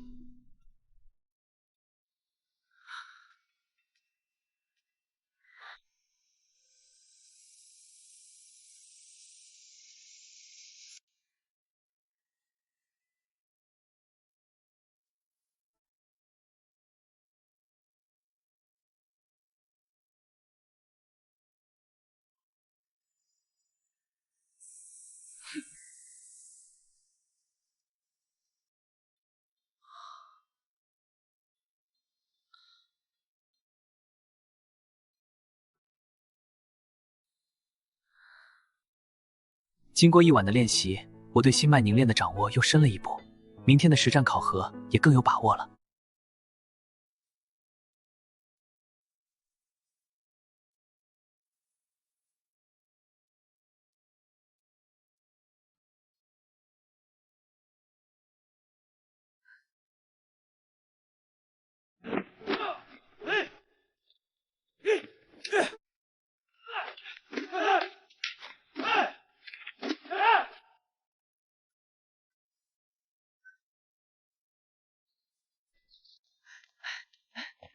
看你精神不错，昨晚肯定练得很认真吧？今天的实战考核，咱们一起加油，全力以赴！好，一起加油，不负努力，不负初心。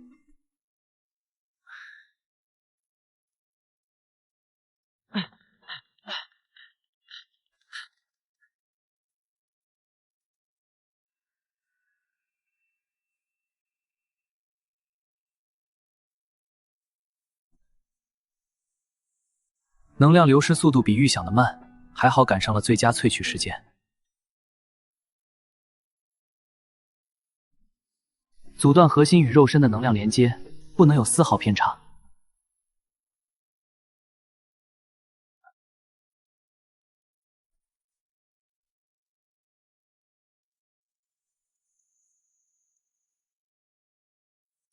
高阶妖兽核心萃取术完成，全程操作零失误，熟练度提升15分数，奖励灵力值100点。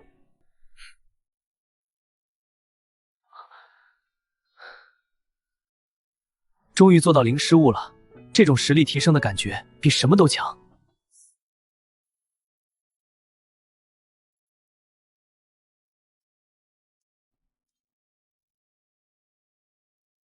应该是他太主动了，不是我想要的。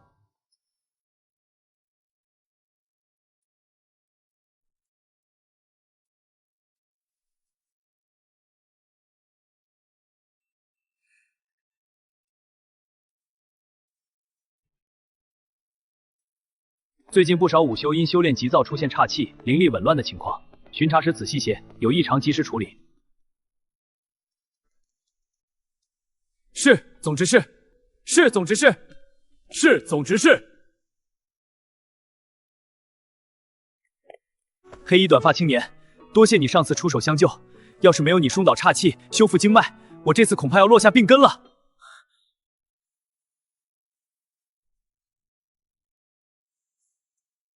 恢复的不错，继续加油，不可急于求成。多谢总执事关心，我一定注意。总之是，他的能量引流量已经减少，生命体征稳定，现在偶尔还会出现经脉胀痛的情况。小萌，加油，好好配合治疗，很快就能恢复，重新开始修炼了。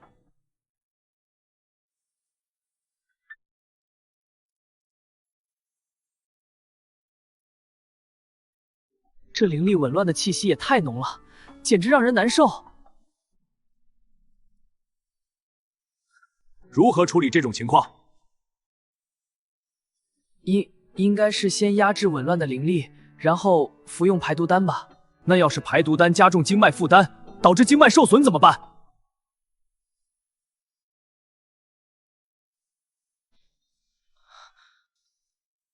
患者灵力浓度已经达到43脉某摇，远超11脉某摇的临界值，必须立即疏导，否则会导致灵力暴走，经脉断裂。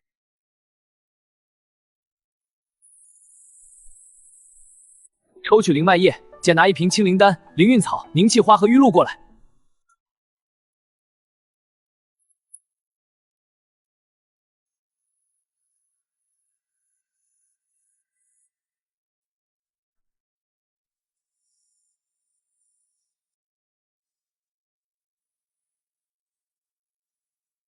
看见了没？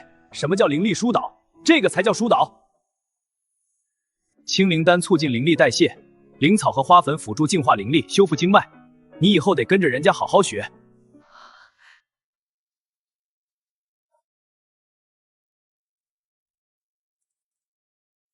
好，做得很好。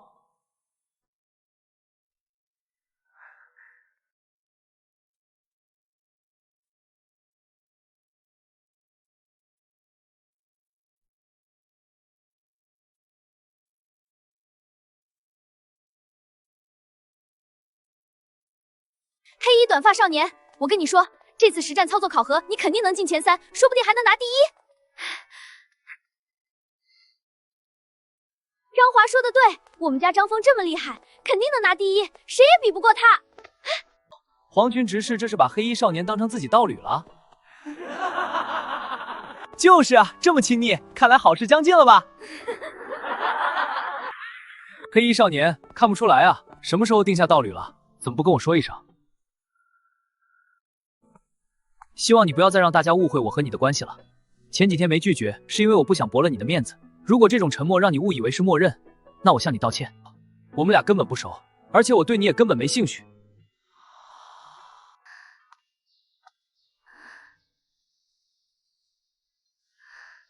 好了好了，大家都别站在这里了，考核马上就要开始了，我们先进去。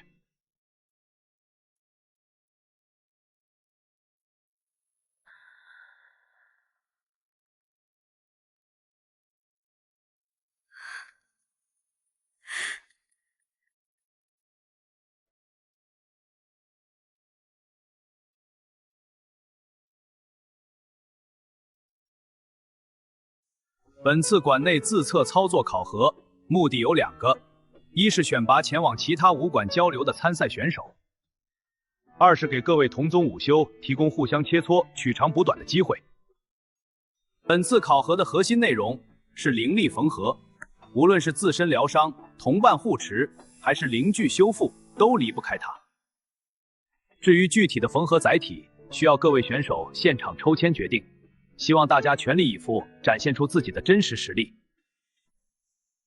缝合的难度全看载体，不同载体的灵脉分布和坚韧度差太多了，就怕抽到难的。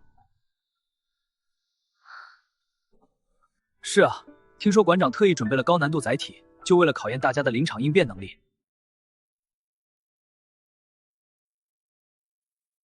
你有把握吗？万一抽到最难的灵脉缝合载体，可就麻烦了。有把握。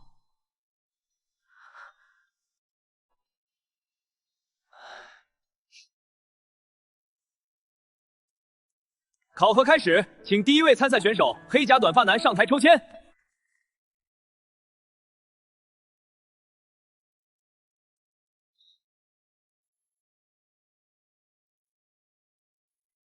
黑衣短发男，本次缝合载体。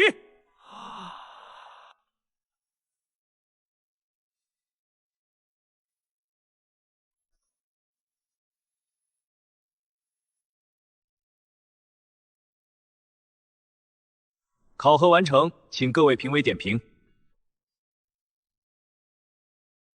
灵力操控稳定，缝合纹路规整，这水平理应能拿第一。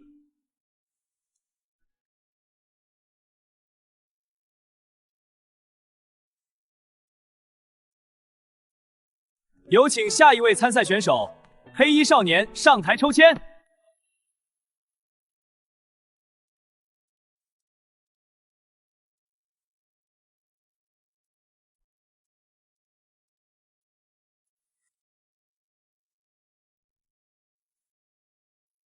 他笑了，难道抽到了简单的载体？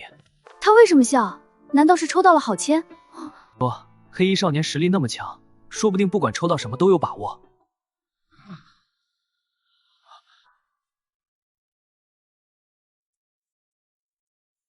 本次缝合载体灵鹅蛋。灵鹅蛋，那可是最难缝合的载体之一啊！灵鹅蛋外壳硬如灵铁，内层壳膜薄如蝉翼，还布满脆弱灵脉，稍有不慎就会破损。馆长，灵鹅蛋难度过高，会不会太苛刻了？此次考核为何如此出人意料？这就是本次考核的意义，要出其不意，攻其不备，真正考验午休的灵力精准操控力和临场应变能力，才能选出最优秀的交流选手。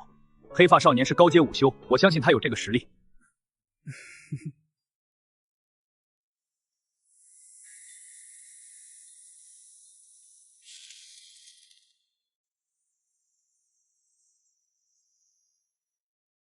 他这是在干什么？怎么还把壳膜划开了？难道他要先加固蛋壳，再进行缝合？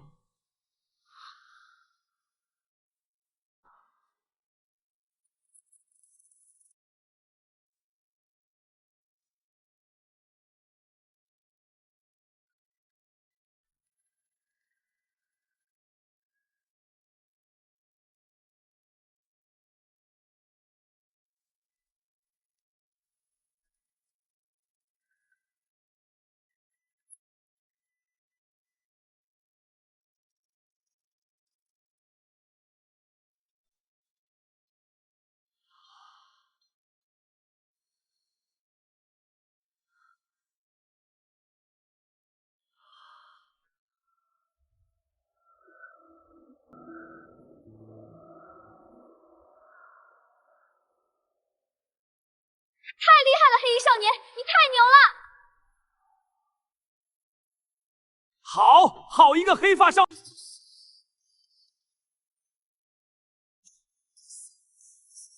高阶妖兽核心萃取术完成，全程操作零失误，熟练度提升15分数，奖励灵力值100点。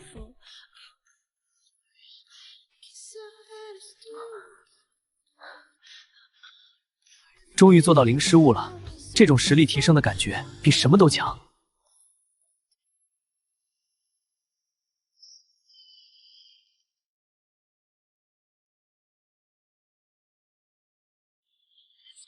应该是他太主动了，不是我想要的。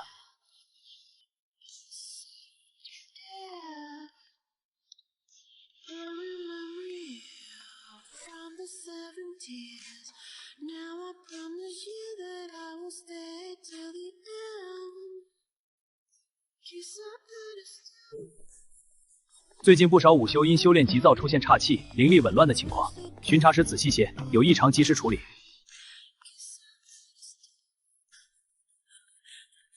是，总执事。是，总执事。是，总执事。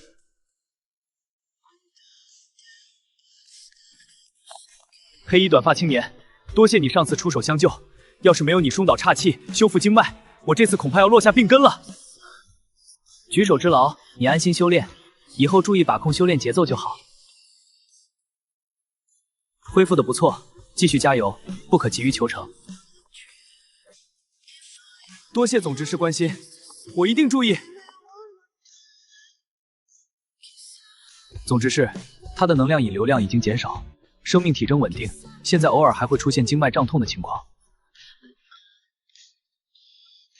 小萌，加油，好好配合治疗，很快就能恢复，重新开始修炼了。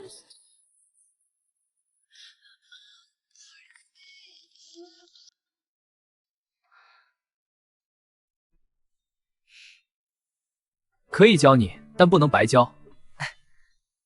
深蓝劲装少年，我知道你厉害，可是我修炼俸禄不高，还有灵脉居所的房贷要还，实在拿不出太多灵石或是修炼资源。我只是听说高阶灵乐师王心凌下个月要来许州市开灵韵演唱会，你帮我弄一张门票，咱们就两清，怎么样？没问题，包在我身上，不就是一张演唱会门票吗？我一定给你弄到。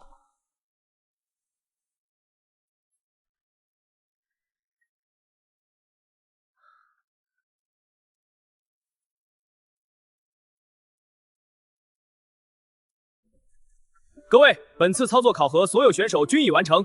现在我宣布本次操作考核成绩。考核开始。第3名92分，近战午休组。谢谢大家，我就知道他肯定能拿第一。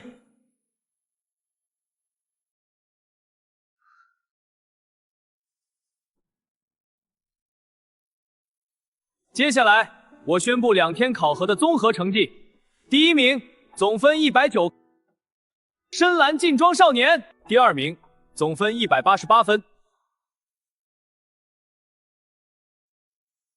左侧黑甲男、蓝衣青年，右侧黑甲男3人将代表我们武馆前往参加全国午休交流大赛。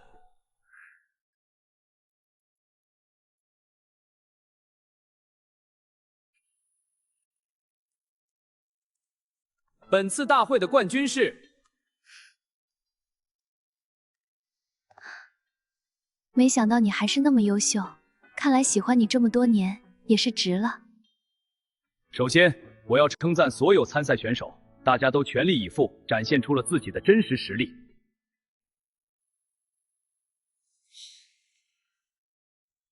另外，还有一个好消息要宣布。黑长发女人怎么来了？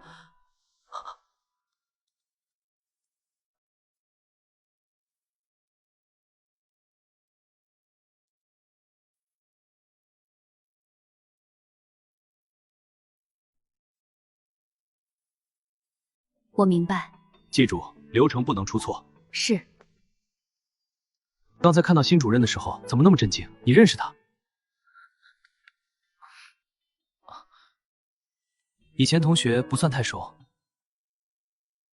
竟然是海外顶尖午休学院毕业的，还是高阶午休，年纪轻轻就身居高位，气质又清冷，简直是午休界的女神啊！下面有请黑发女给大家做个自我介绍。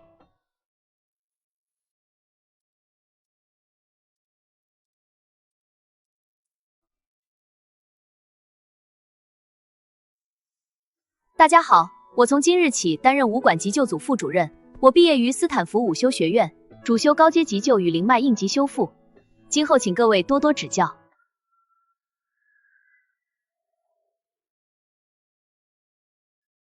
他明明可以去更顶尖的武馆，为什么偏偏来许州市武馆？难道是故意来找我的？我来了，等我。当时他还疑惑是谁。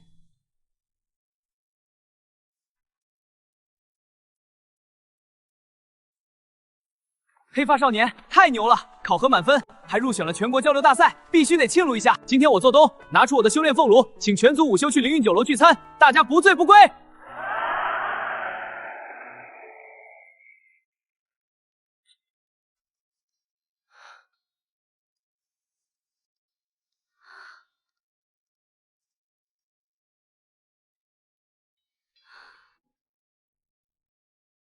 为今日的庆功宴干杯！这酒真香，再来一杯！好，大家一起。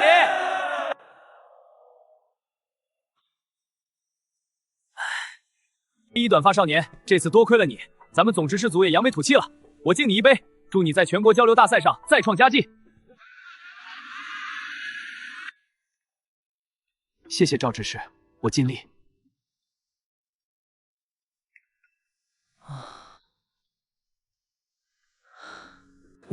我不太能喝，没事，少喝点。对，好吧，就这一杯。好酒的，真是倒霉，长得帅的男孩子出门也太危险了。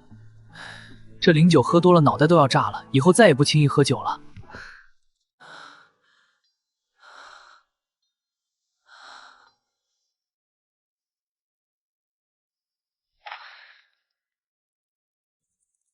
麻烦你把他背回武馆的灵脉宿舍，路上小心点。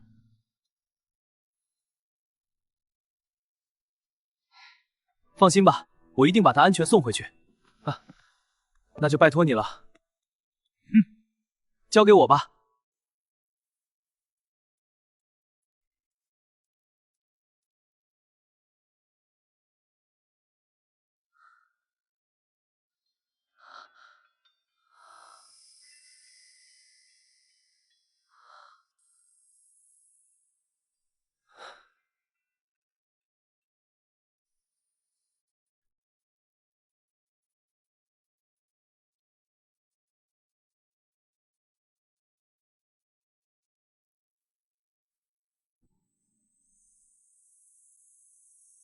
本次项目需保留部分元兽体灵核碎片，用以稳定宫体灵核。辅目前接受移植的武修，平均修炼生存期可达13年。本次项目需保留部分元兽体灵核碎片，用以稳定宫体灵核，辅助兽体灵脉适配，降低排斥反应。灵核移植是挽救灵脉枯竭、灵核破损中末期武修的最后手段。目前接受移植的武修，平均修炼生存期可达13年。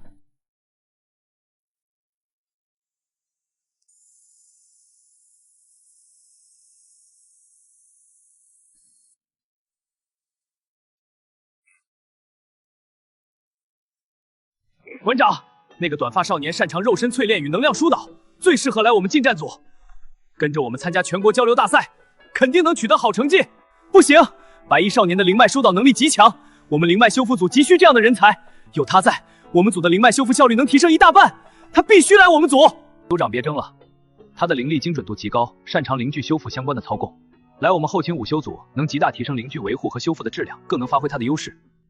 他的提议风险太大，我们不能贸然但时间紧迫，我们必须让局社行动，我们承担不起后果，不能接受。你根本不了解情况，我们必须坚持原则。原则？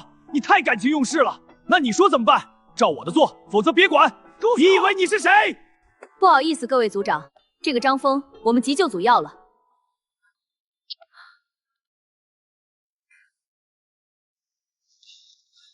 丹副主任，你这就不合理了吧？峰擅长的是肉身淬炼和灵脉疏导，跟急救组的工作关联不大。他更适合去我们外科类小组，而非急救组。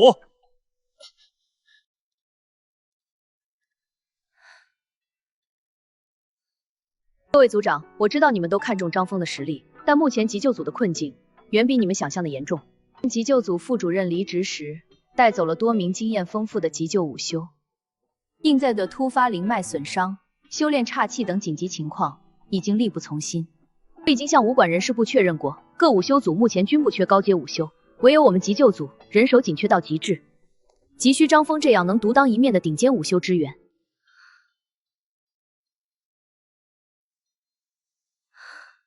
黑衣长发女说的是，急救组近期确实压力巨大，急需优秀武修支援。我提议将张峰临时调去急救组帮忙，缓解人手紧张的问题。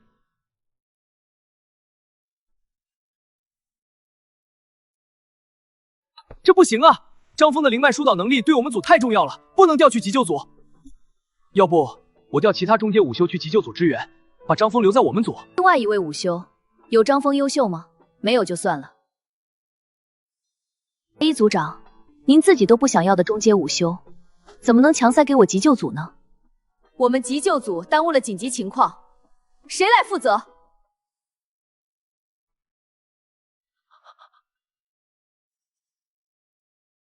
好了，别争了，就这么定了。白衣少年调往急救组，先帮忙一阵子，等武馆招够人手，再根据他的意愿和各组需求重新调整。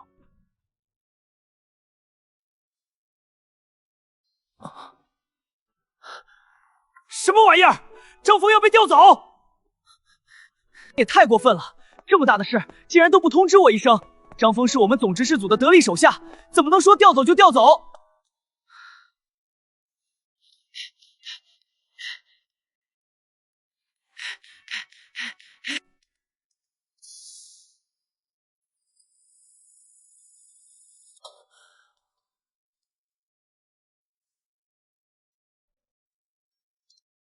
黑发少年啊，我刚接到馆长的通知，他把你调去急救组了。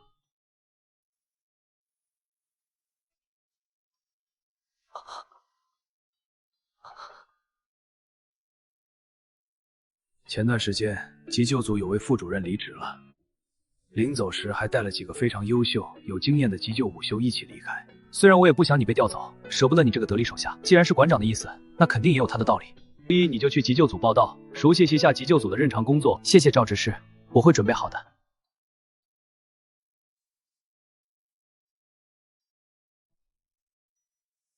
那个新来的人刚到武馆，我就被调去急救组，这一切恐怕都不是巧合。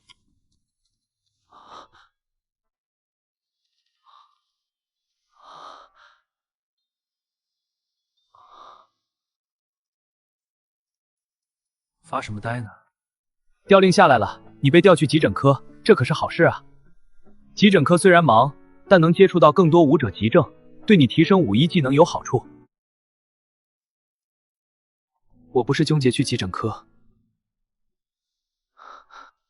哦，是丹副主任啊？怎么，你们认识？大学时的同学，以前处过对象。我总觉得这次调岗是他安排的。不管是不是他安排的，这都是个好机会。你们分开这么多年，能重新在一起工作，也是一种缘分。别想太多，好好干，你的天赋到哪儿都能发光。我知道了，谢谢你。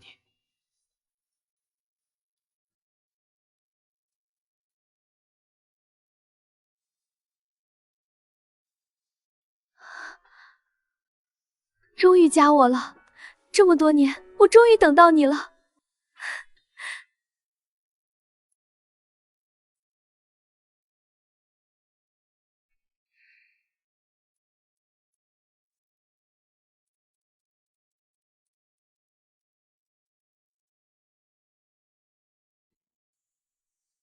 是不是有那么重要？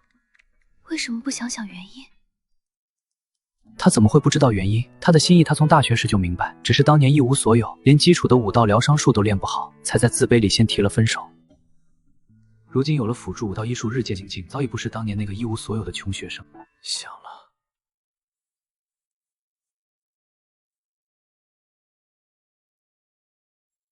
别发呆了，快跟我去收病人。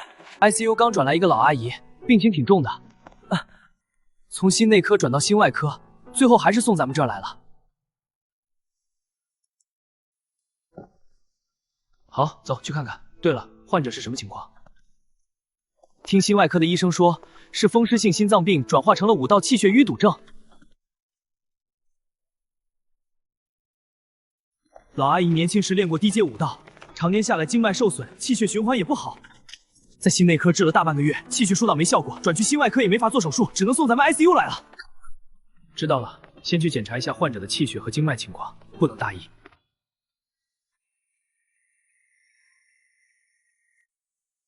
我感觉到了，在心内科主要是做气血疏导，用了抗炎符文和舒缓药剂，但是没效果。